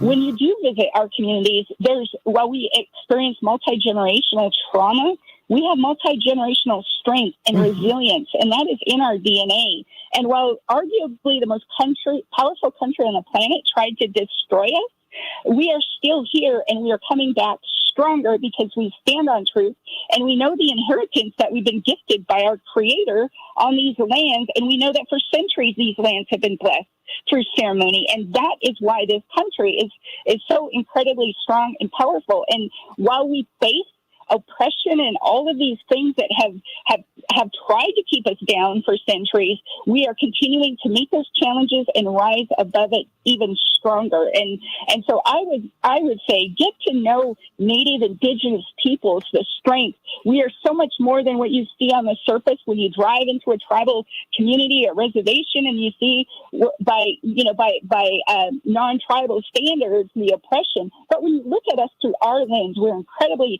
powerful and beautiful and strong and resilient. You know, I feel like that when African Americans, when Black Americans are telling our story, we say the same thing, you know, because, you know, I'm not tragically Black, I'm actually Black. You're not tragically Indigenous, you are actually Indigenous. And there is a story to that. That having been said, you know, there is the health outcomes, when we look at the wealth gap, when we look at what has been and what is still being denied the Indigenous community, we have to talk about that, because I know that's got to be a part of this discussion on Thanksgiving, because, you know, this is something that we are loath to talk about. That's why we have the fight about Columbus Day.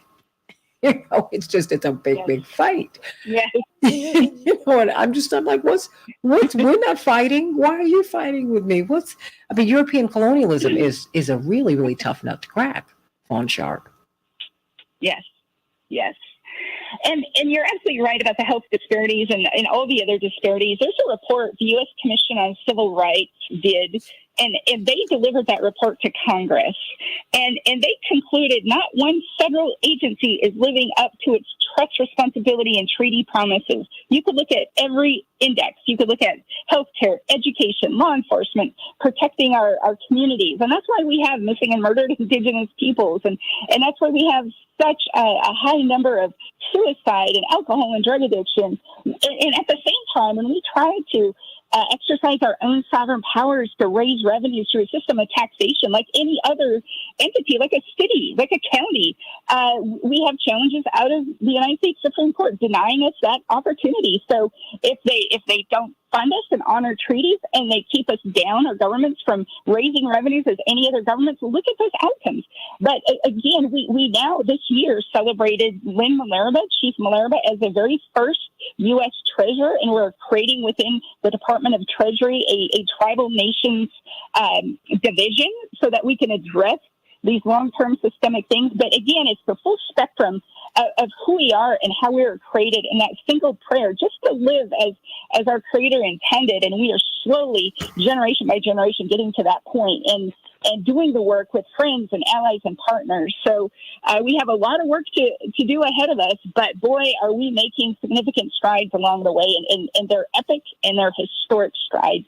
Indeed, and we can do something right now. Kim Teehee should be seated as a delegate to the U.S. House of Representatives. It's been 187 years since that should have happened. It is not a favor that would be done to the Cherokee Nation. It is actually the law. I've got 1 minute before we go to break. What can we do? Because this is not a favor that is to be done, that is to be given or gifted to the Cherokee Nation. It's the law. It's been 187 years, Fawn Sharp. 187 years. Yes. The one thing that everyone could do is reach out to your members of Congress and demand some accountability, that they honor promises, that they honor treaties, that they honor the United States Constitution, the highest law of this land. They need to make good and give that respect that is justly and rightfully with the Cherokee people. It's long overdue. And if we all come together to make that push, I know it's not a question of if, but when that does happen, and we are looking forward to that day. We're talking with Fawn Sharp, National Congress of American Indians president. And we have a tremendous panel. They have a lot of support they want to give to you. We want to know what we can do to make things right. We want Kim Teehee seated in the U.S. House of Representatives. We want you to get your land back in Oklahoma. And we want these other treaties to be obeyed. They're law, everybody. We just don't honor treaties with indigenous people. We honor them with Europeans, but not with indigenous people. Yes, I said it. I said it. And it's the truth. Yes. And we've got to stop. Yes. Please, we give money to Europe. Marshall Plan, Ukraine. Okay, I got you. I'm not mad at you. You need to take care of what's happening here at home. Let's do that. On the Santita Jackson Show, call us at 773-763-9278, 773-763-9278. What does Thanksgiving mean to our indigenous brothers and sisters? Sounds a lot like what Frederick Douglass talked about some years ago when he said, what to the slaves the 4th of July? Let's talk about it with Fawn Sharp in this panel on the Santita Jackson Show. Back in just a minute.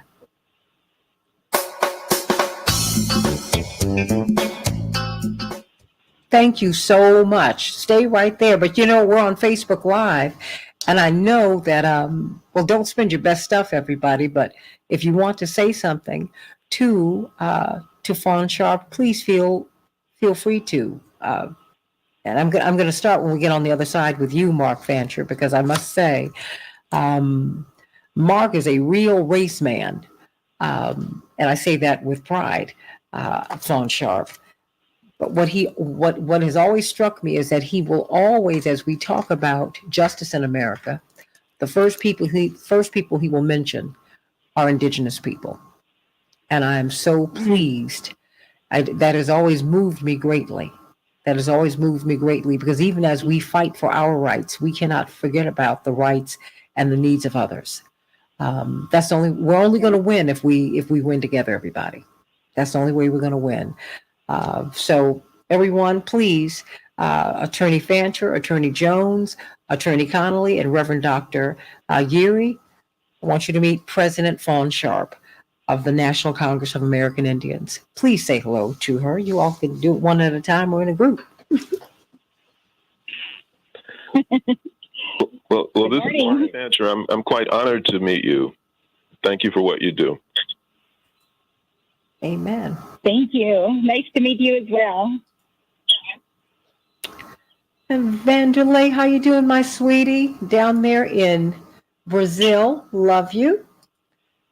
We got our people everywhere, and our indigenous people everywhere. How about that? Ooh. Yes.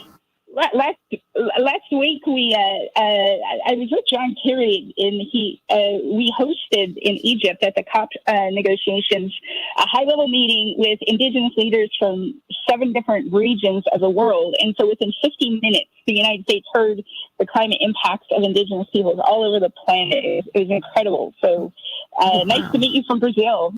That's right. He is down there, and it's the internet is a great thing. I get all of these people from all over the world. I think they're also glad to see a Black person sharing from our perspective, and this is not for Black people only, which is, when you listen to my audience, you see that we have everybody here, but it's really a bottom-up perspective of the world. And this is a perspective about Thanksgiving that we don't hear the indigenous perspective because it's a bottom-up perspective. We still are fascinated we've gone from monarchs to oligarchs. That's what we love. But the fact is, most of the world is at the bottom, and that's not a bad thing. But we don't want you to be stuck at the bottom. Don't want that to happen. Aaron Connolly, is any of this discussion making sense to you? Oh, absolutely. And good morning, President Sharp. It's an honor to be on the air with you. And thank you 60 seconds. Amazing work you do. And Santita, thank you. As you know, this is an important issue to my household. So it's definitely a discussion we've had this week and how we're going to celebrate our holiday. And have had some history lessons across our dinner table preparing for that. So thank you for this important conversation. It's important, and I want you to introduce that to the conversation because that's very important. Because when we came home talking about the Pilgrims, my mother stopped us full stop, and that was 50 years ago. He said, "No, 30 seconds. That is not the story." So I guess I've always known the real story. Thank you, Mom. Let me just say that to her. She said, "You will not come in this house talking, telling, spewing. I mean, really being misinformed, being lied to. So stand by, everybody."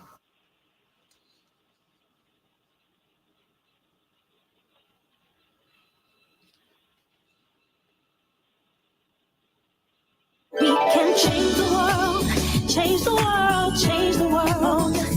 We can change the world, we can change the world, change the world. This is the Santita Jackson Show. War and hate to a place of love, it's not too late. Gotta save the children, we can't wait. Let's change the world. Hey, everybody. Welcome back to the Santita Jackson Show. Let's talk about Thanksgiving. To many indigenous people, this is the National Day of Mourning. This is not for you to, we're not bringing this subject up for you today in this way so that you can turn off the radio, so that you can feel badly. We want to expand your awareness. We want you to understand that we're only getting part of the story. We're only getting part of the story. And the only way that we're going to get justice in America, the only way that we're going to really make America a more perfect union is if we understand what happened with the indigenous people. Let's start there. We have to start there. We're talking with Reverend Dr. Todd Urey, pastor of the Douglas Memorial Community Church in Baltimore, Maryland, Rainbow Push, Attorney Darrell Jones, chairman of the Transformative Justice Coalition, and Attorney Erin Connolly, Covenant Strategies. Indeed, she is marrying into the indigenous community, and we cannot wait to hear from her. And we have got Attorney Mark Fancher, the author of his newest book is The Negroes of Friends Village. The Negroes of Friends Village. You've got to get that book. It is fascinating. And then, of course, we've got Fawn Sharp, who's been talking to us. She is the president of the National Congress of American Indians. And as we've listened to you, President Sharp, I want you to hear from the panel, because they certainly have been taking everything in that you've been saying. And these are conversations that we have offline that we're trying to bring into the mainstream. Attorney Mark Fancher, why is it important that we look at the indigenous community, particularly during the Thanksgiving holiday? Well, it's important to look at them, if for no other reason than they've been so seriously misrepresented in connection with this holiday. It would, for anyone who's looking at it, they would conclude from the way that Thanksgiving has been traditionally presented, it would appear that settlers came, they made good friends, and they stayed good friends with indigenous people. And that was not the case at all. I mean, not only was an entire hemisphere stolen from nations that were advanced and civilized and functioning, at a very high level, but it was accompanied by an extended process of genocide. And we have to appreciate that when we start making up these myths about how amicable everything was.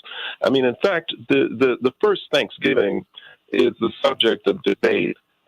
There's some who do reference the one that is frequently referred to, but there's also a massacre that's associated with in 1637, when the Massachusetts Bay Colony governor, who is John Winthrop, called for a, quote, day of Thanksgiving kept in all the churches for our victories against the Pequots. And what he was referring to was a massacre of more than 700 people. And the account that was given of it says, quote, those that scraped the fire were slain with the sword. Some were hewed to pieces. Others were run through with their rapiers. And so as they were quickly dispatched and very few escaped, it was a fearful sight to see them frying in the fire, and the streams of blood quenching the same, and horrible was the stink and scent. But the victory seemed a sweet sacrifice, and they gave the prayers thereof to God, who had wrought so wonderfully for them, thus to enclose their enemies in their hands, and give them so speedy a victory over so proud and insulting enemy. So it was very sick right from the beginning. And that wasn't the only massacre. Oh, you know what? I'm sorry. Are you on the telephone? Because it keeps breaking up. Okay. Oh, I am on the phone. Oh, Yes. okay. Okay. I'm Yes. sorry. Oh, no. Just keep on. Yes. Oh, okay. Yes, the Sand Creek Massacre, which in Colorado involved the massacre of elders and children and women. And not only that, body parts were taken as trophies. So, we see that the horror of all this is something that has to and I think that we are really due for some serious reflection about what's to be done about that. Because many come from a place of what they regard as pragmatism, where they say, oh, this is terrible, what has been done, and we need to do something, but let's do it in a way that doesn't inconvenience people. Let's do it in a way that doesn't seriously destabilize and disrupt things. I come from a different place. If you steal my car, I don't want to go back and then say, well, you've become accustomed to driving my car, so let's arrange something whereby I'll be able to drive it sometime and you can drive it sometime and we'll all be happy. No, I want my car back. I want the entire thing, and I don't want you anywhere near my car ever again. And I believe that that's perfectly appropriate. For those of us who are, not indigenous to this hemisphere, to acknowledge and accept the proposition that the First Nations are entitled to have everything back, lock, stock, and barrel.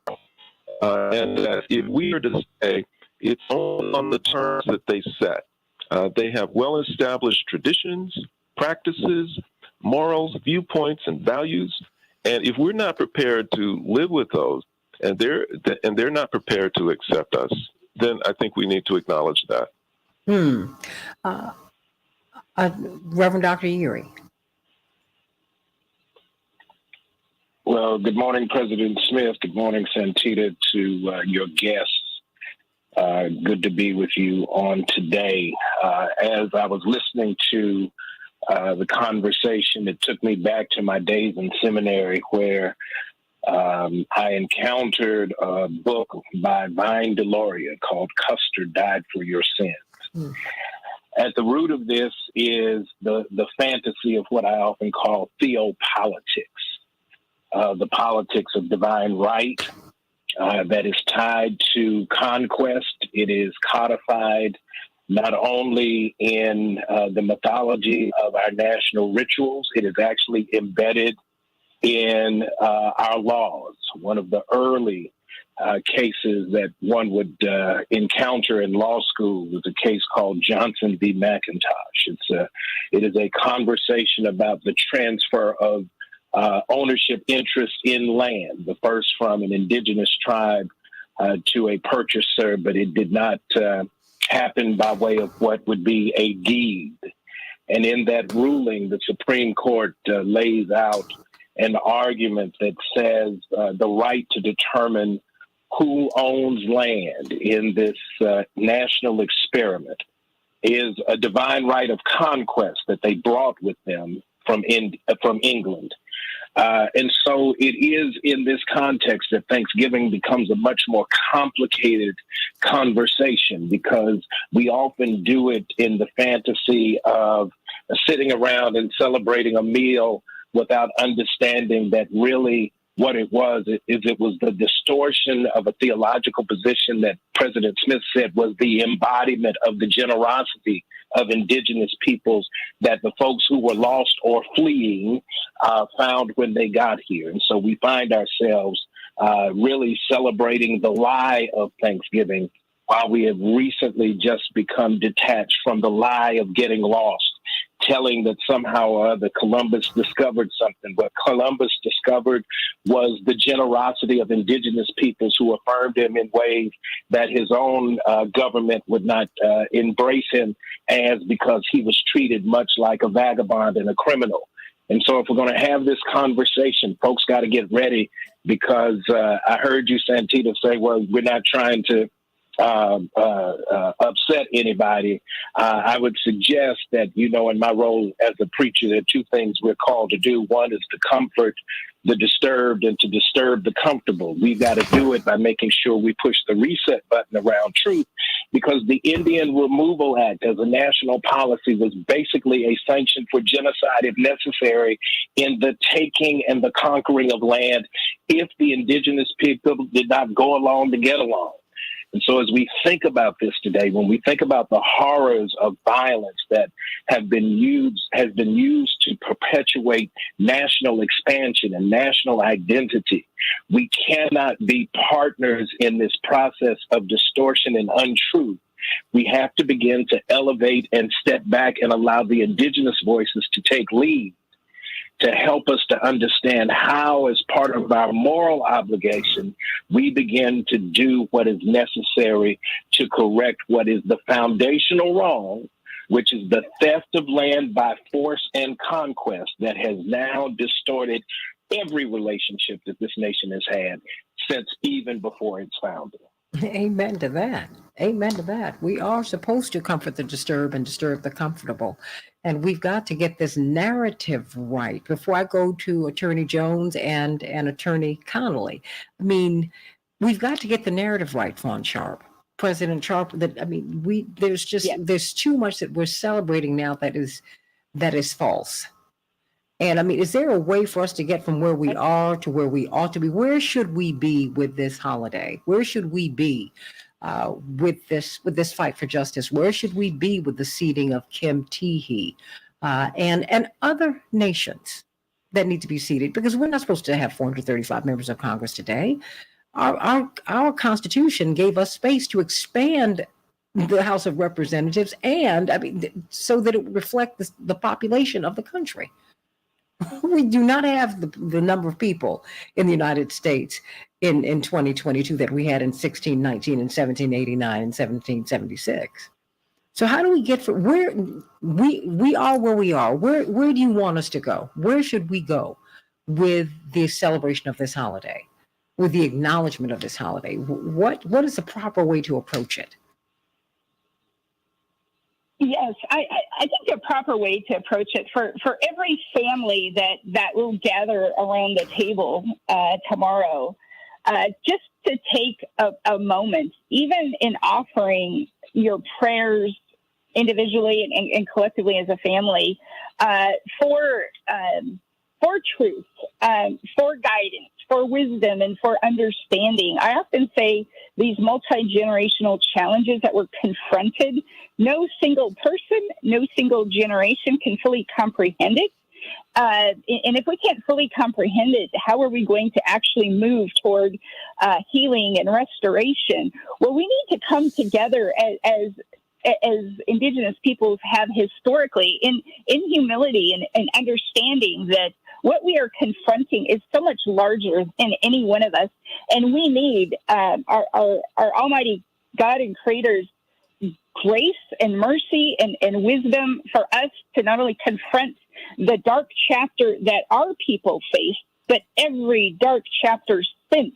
Because this movement of colonialism and this movement of Western expansion and this movement of making all these advancements at other people's expense for very narrow self-interest, special interest, that has to come to an end. And so I think the best way to honor it is in the ways that we have and the ways that we have historically for centuries. And I'm confident that generation by generation, we are going to continue to educate people, and we're going to expand our friends and allies, because this isn't just for the Indigenous peoples. This is for every person that's a citizen of this magnificent country to live as those that when they came to this land and they saw the wealth and the balance and the honor and the respect that we had for each other and that we had for all things living. This planet is on a trajectory that's not sustainable, and our ancestors foretold of a day of reckoning when the path and course of this society was not going to be sustainable. And we are that seventh generation since treaty time, and we are that generation our ancestors prayed for and hoped for when all hope was lost and gone. And so in this day of reckoning, in this very sacred moment in time, we all individually and collectively have a duty and a responsibility to continue to make advancements, but it's only through dedicated prayer, our spiritual life, and just having honor and respect for each other to allow these conversations and to be uncomfortable and to do the work that we know is necessary for us to heal as a country. Attorney Darrell Jones, I have a couple minutes for you. Thanks so much, Santita, and thank you so much, President Sharp, for all that you're doing and the knowledge that you're bringing forward. Santita, I say it and I say it and I say it again. We're out here and we're always talking about the critical race theory and the completeness of American history and what's being taught. You can't be in favor of critical race theory. You can't be in favor of the completeness of teaching of the American history and not be an advocate for the indigenous people in the history that's here. And I think that's an important part of what we're exploring here. One of the things that I find just so enlightening is that, we now have the first cabinet member for the Biden administration, for any administration in the history of our country, and Honorable Debbie Haaland, who is the Secretary of Interior, who is of Native American descent. And, one of the things that's big and that, I just truly appreciate is that what Secretary Haaland is doing right now, she's on a listening tour. She's going across the country to explain to people, the importance of the Native American, the indigenous experience, and how it all interrelates. And I think that, we should take this holiday, this Thanksgiving Day, to be certain that we begin to have that conversation about the completeness of the conversation and the contribution and the incorrect treatment, mistreatment of the Native American and how this holiday comes about. I'm not saying, don't celebrate our country. I think we have a wonderful country. But I'm saying that it's important that we understand the completeness of the record, that it's a comprehensive understanding of the treatment of the Native American, what has happened to our indigenous people, and that we recognize it. So, Santita, I really appreciate the conversation. I think it's such a timely conversation for what's happening right now. And I really, encourage everyone to, as President Sharp was saying, to get a hold of the members of Congress and let them know, our support for what President Sharp and the nation is doing. I don't think I can put it any more clearly than that, Santita. Amen to that. Attorney Erin Connolly, this has a special meaning for you today. Good morning. It does. So majority of my household is a part of the Cherokee Nation, and we've had a lot of conversations this week about what Thanksgiving means to all of us and the history that we've talked about today, which is, sometimes for people difficult to talk about the violence that America is founded upon. And when I say America, I mean the colonist white America. And we see that throughout our history. We see that for every leader that fights for the soul of our nation. We see many of those lives ended by violence, right? And we wake up this morning to another mass shooting in this country. And we have to understand that this is our history, this history of colonization, this history of thievery. And it's important to speak to all of our children about that truth. This isn't a critical race theory. This is just history. And in order for the soul of our nation to move towards justice and the great promises that we like to have as our ideals and celebrate on this day of Thanksgiving, and what Abraham Lincoln, I believe, tried to do after a tumultuous time in the Civil War with this proclamation of the official holiday, is to try and reconcile some of that. But in order to do that, we have to talk about the truth. We have to have atonement, and that includes our policies and honoring these treaties. So go to CherokeeDelegate.com. They make it very easy for you to contact your member of Congress over social media, over the phone, over email, and let them know that this is an important issue to you, that this Thanksgiving, at the very least, we can honor our treaty and send Delegate Teehee to Congress. And as you said, Santita, it shouldn't stop there. Delegate Teehee should have a vote in Congress. Absolutely. Other tribal nations and indigenous people should have real representation in Congress and have a voice, a voting voice for the interests of that community specifically. Colonialism and we has have to the end. power and ability to expand that. You know, the colonization of Washington, D.C., the U.S. Virgin Islands, Puerto Rico, all that has to end. It just has to stop. We've got to grow up in our politics, everybody. I want to get a couple of quick phone calls before we give the final word to President Sharp. Mama D, what's on your mind today? Well, hallelujah. Greetings on this day of disinformation. My father's mother was full-blooded Cherokee Indian. NAA, Indigenous Native American Africans, and Indigenous Native American Indians are twin victims of the American genocidal Holocaust. One had their homeland snatched. One was snatched from their homeland to work that stolen land for 246 years as a movable thing called chattel. They are the only two that could be born in America and not be citizens in the land of their birth until the 14th Amendment. My question, if you are in the country before it becomes a country, and 1619 came before 1776, yes, you are indigenous, why doesn't NAA claim their status as twin victims of the American genocidal Holocaust as it relates to reparations? Well, let me ask President Sharp, you want to speak to that? What about citizenship? Yes. Yes. So Native Americans didn't, we weren't even recognized as citizens until 1924.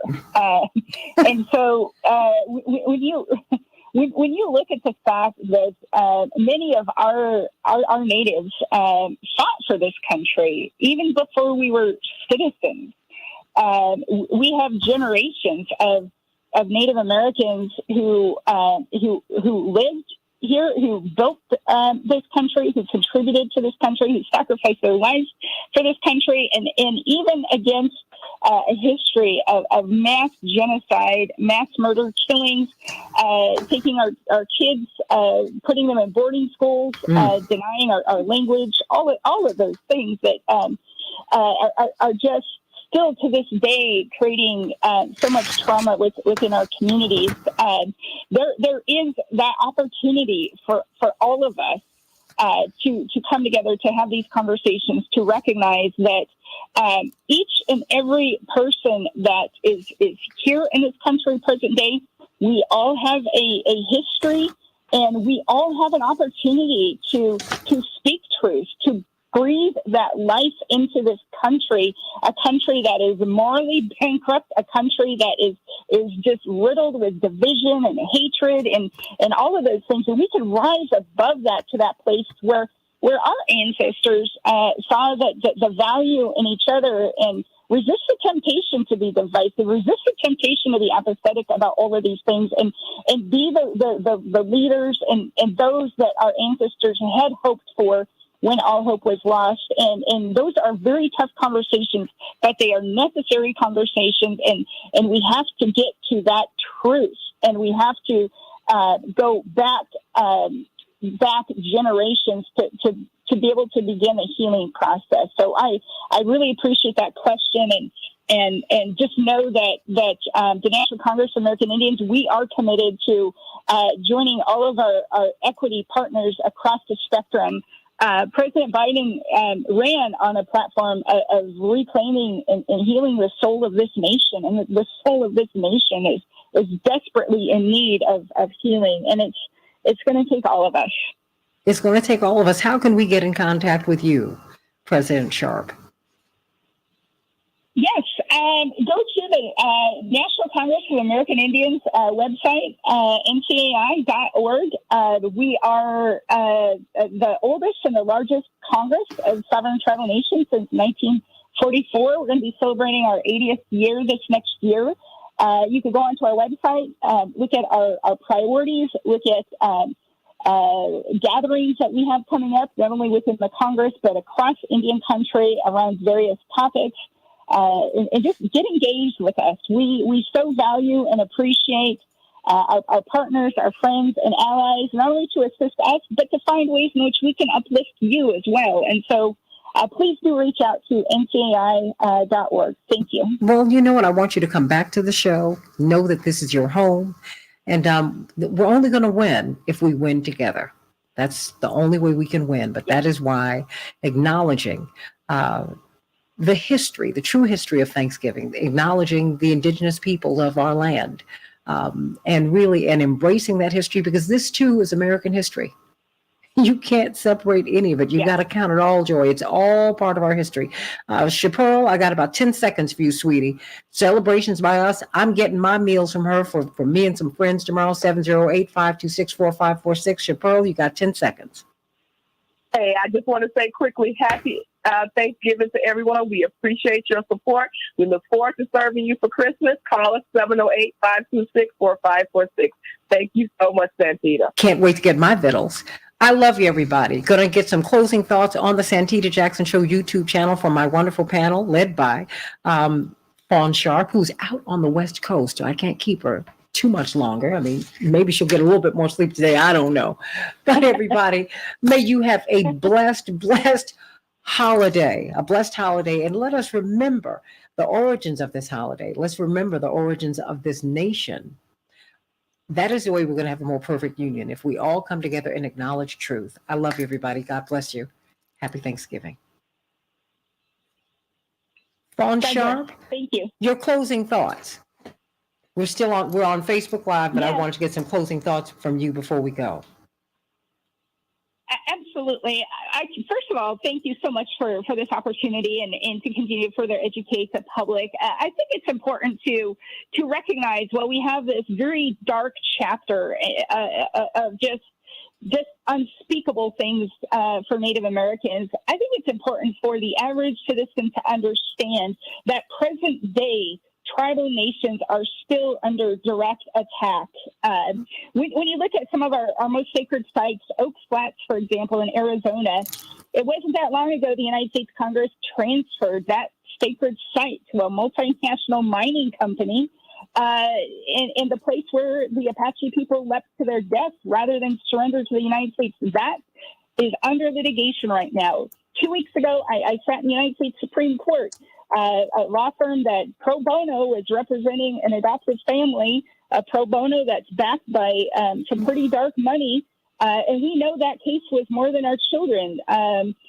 Dark money is directly targeting our children, our natural resources, our sacred sites to continue to fuel profits at our expense.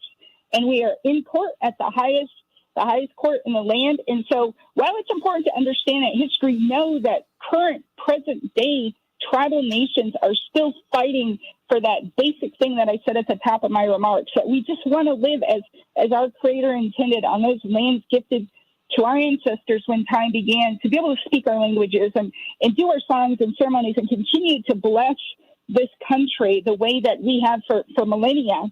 And so know the history, but know the current challenges as well, because we're all subject to the outcomes of what happens to the indigenous peoples of this country. Siokwill, thank you. Oh, I absolutely want you to come back, and we're going to continue to spotlight this, because this is our story, Mark Fancher. I mean, this is collectively. No one can come to the United States and say, well, I didn't have slaves. I didn't do this to indigenous people. I'm like, no, you're in for a penny, you're in for a pound, Mark. This is all the stuff that makes America, America. It is, and it's particularly the story of African people. You know, Mama D made reference to the twin plight of African people and indigenous peoples, and not only that, in terms of our having been the targets of settler violence, but also we have a shared history on the other side. When African people who had been enslaved escaped plantations, it was very often the First Nations who gave them refuge, who gave them protection. who welcomed them into their communities.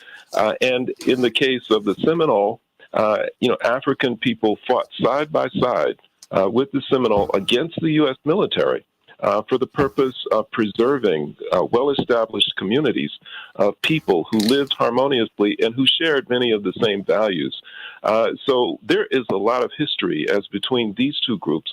They're the only two groups. African people and indigenous peoples are the only ones who did not volunteer to become part of the project known as the United States of America. Everybody else came over here voluntarily. Everybody else wanted to be a part of this. It was imposed on these two groups. And because it was imposed, these two groups have been targeted for special violence, special terror, in a way that no other group has. And so we have to recognize that. And the final thing I'll say is this, that minimally, I think that what we can do is to, in some way, be inspired by the example that has been set by indigenous peoples.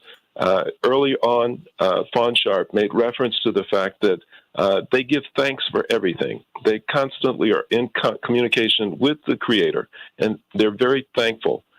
We can at least do that. We can be very thankful for those ways in which God has blessed us all, and transform this from a political, social kind of a holiday into one that is a spiritual holiday that recognizes the blessings and also recognizes the opportunity that's been given to all of us to continue to fight against the great evil that created and caused territorial theft, genocide, and slavery. Erin Connolly. She might have gone to take her son to school today. Let me go to you, Attorney Jones. He's off school. He's off school today. But thank you for this really important conversation. We've actually had a big learning week, and including this conversation about the history of the United States, we're reading about Nelson Mandela and talking about things like apartheid with a 9-year-old and him making the connections of, well, the United States had apartheid. What about Rosa Parks?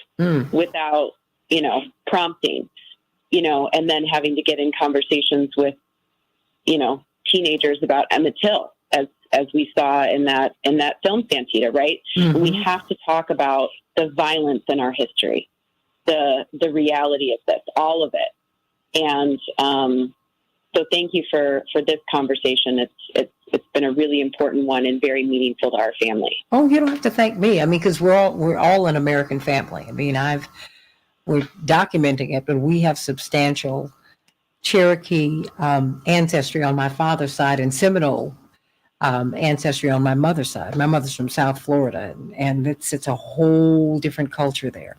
And a whole different culture in my father's part of the state, Mark and Daryl and Aaron and Todd and President Sharp, if you're still there, because in the northern part of South Carolina, that is where you have what you call Melungeon people, people who are African, Native American, and European, and that's my father's background, and they're really a third, and that's my father's background, and it's just seeing, I really look forward to us continuing to have these discussions, because this is really the American discussion, Attorney Jones. This is our history. You can put any label on it you want. This is America's history. It's your history, whether you've been here for 5 minutes or 500 years. It's our collective history. Attorney Daryl Jones. He might have left. Reverend Dr. Yuri, your closing thoughts. Well, this has been an important conversation, President Sharp. Thank you for your work, if you're still on.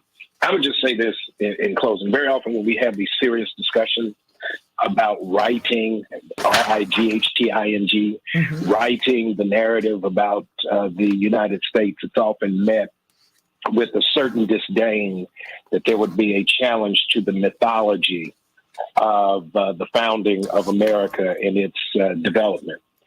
And my thought was, many times when it's Black folks that say it, we're often told, as we often hear of some of our naturalized citizens who come from other places.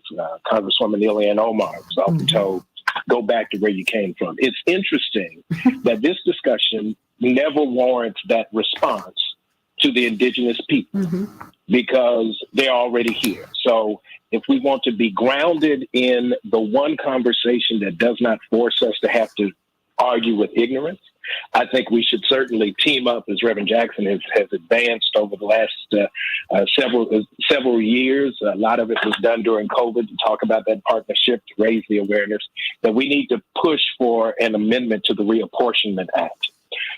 435 voting representatives is a creature of legislation. It's not divinely set. And so the seating of the delegate in D.C., those issues go together. We should push for a legislative amendment to the Reapportionment Act. And it's curious to me that you can have what's often called nations, Indian nations, Native nations, and they be wholly contained within state boundaries. It is counterintuitive to how we've learned governments function.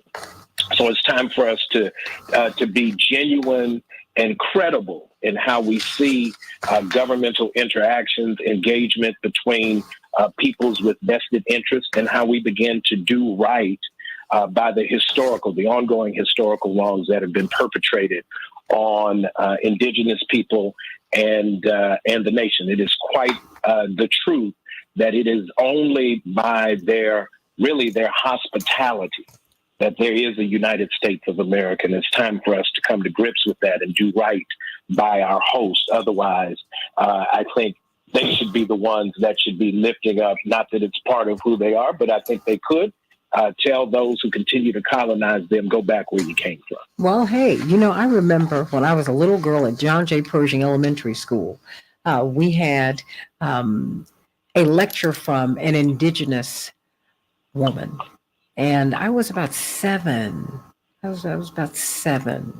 I wasn't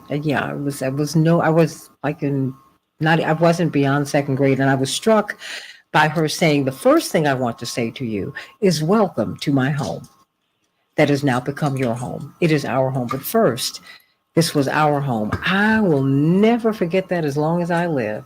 I couldn't wait to get home to tell my mother what she said. Because, it didn't offend me. I was like, this is like exciting. This is like stuff that you tell us, Mom.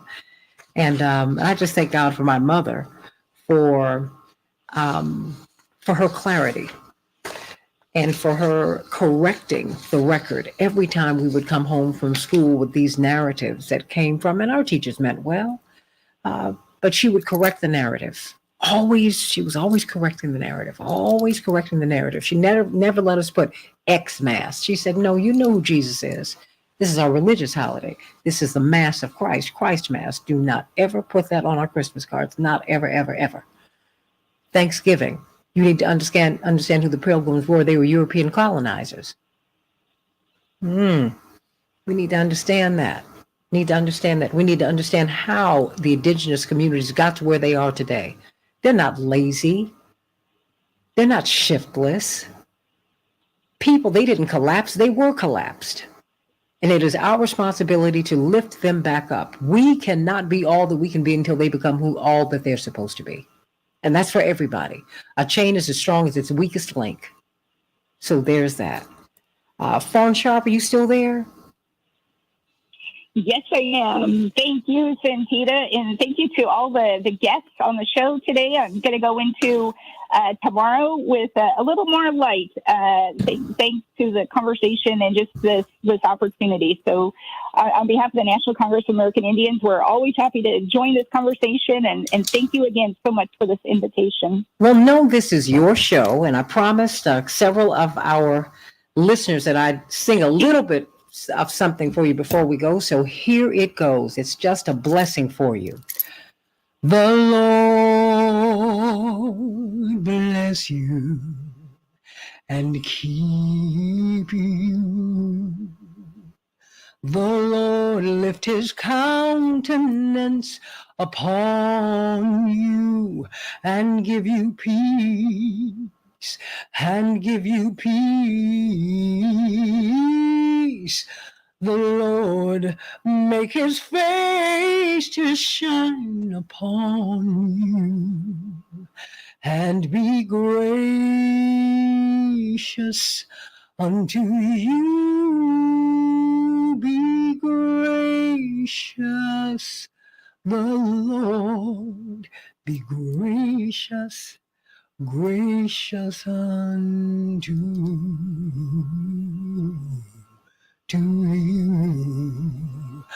Amen, amen, amen, amen, amen,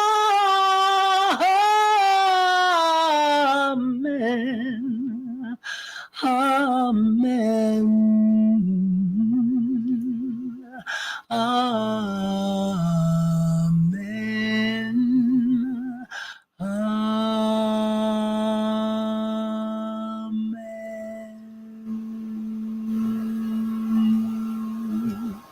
Happy Thanksgiving, everybody. May God bless you real good. And make sure you bless somebody. Please call 773-FREEDOM. There should be no reason that anyone in Chicago should be without a meal. Please, please, please. At Rainbow Push, Gibson's has partnered with us to serve meals to feed you for Thanksgiving at Rainbow Push at 930 50th Street. 773-FREEDOM, 773-FREEDOM. And please, all of you who are within the sound of my voice, reach out to someone. 1 in 4 Americans cannot afford to have a Thanksgiving meal tomorrow. There's something that's not right about that. There's something that's not right about that. Indeed, everything is not right about that. So everybody, please, please, please reach out to someone. Make sure that somebody, everybody you know has something to eat tomorrow. Just, you don't even have to ask them. Just give people a plate that's covered up. Just that way you're going to make sure. Because some people might be ashamed, might be embarrassed. Shouldn't be, but that's life. But just make sure that you get some food to somebody tomorrow. Okay? I love you, everybody. God bless you. You're welcome, Jewel. I love you all. Happy Thanksgiving. I'll see you next week on the Santita Jackson Show. God bless.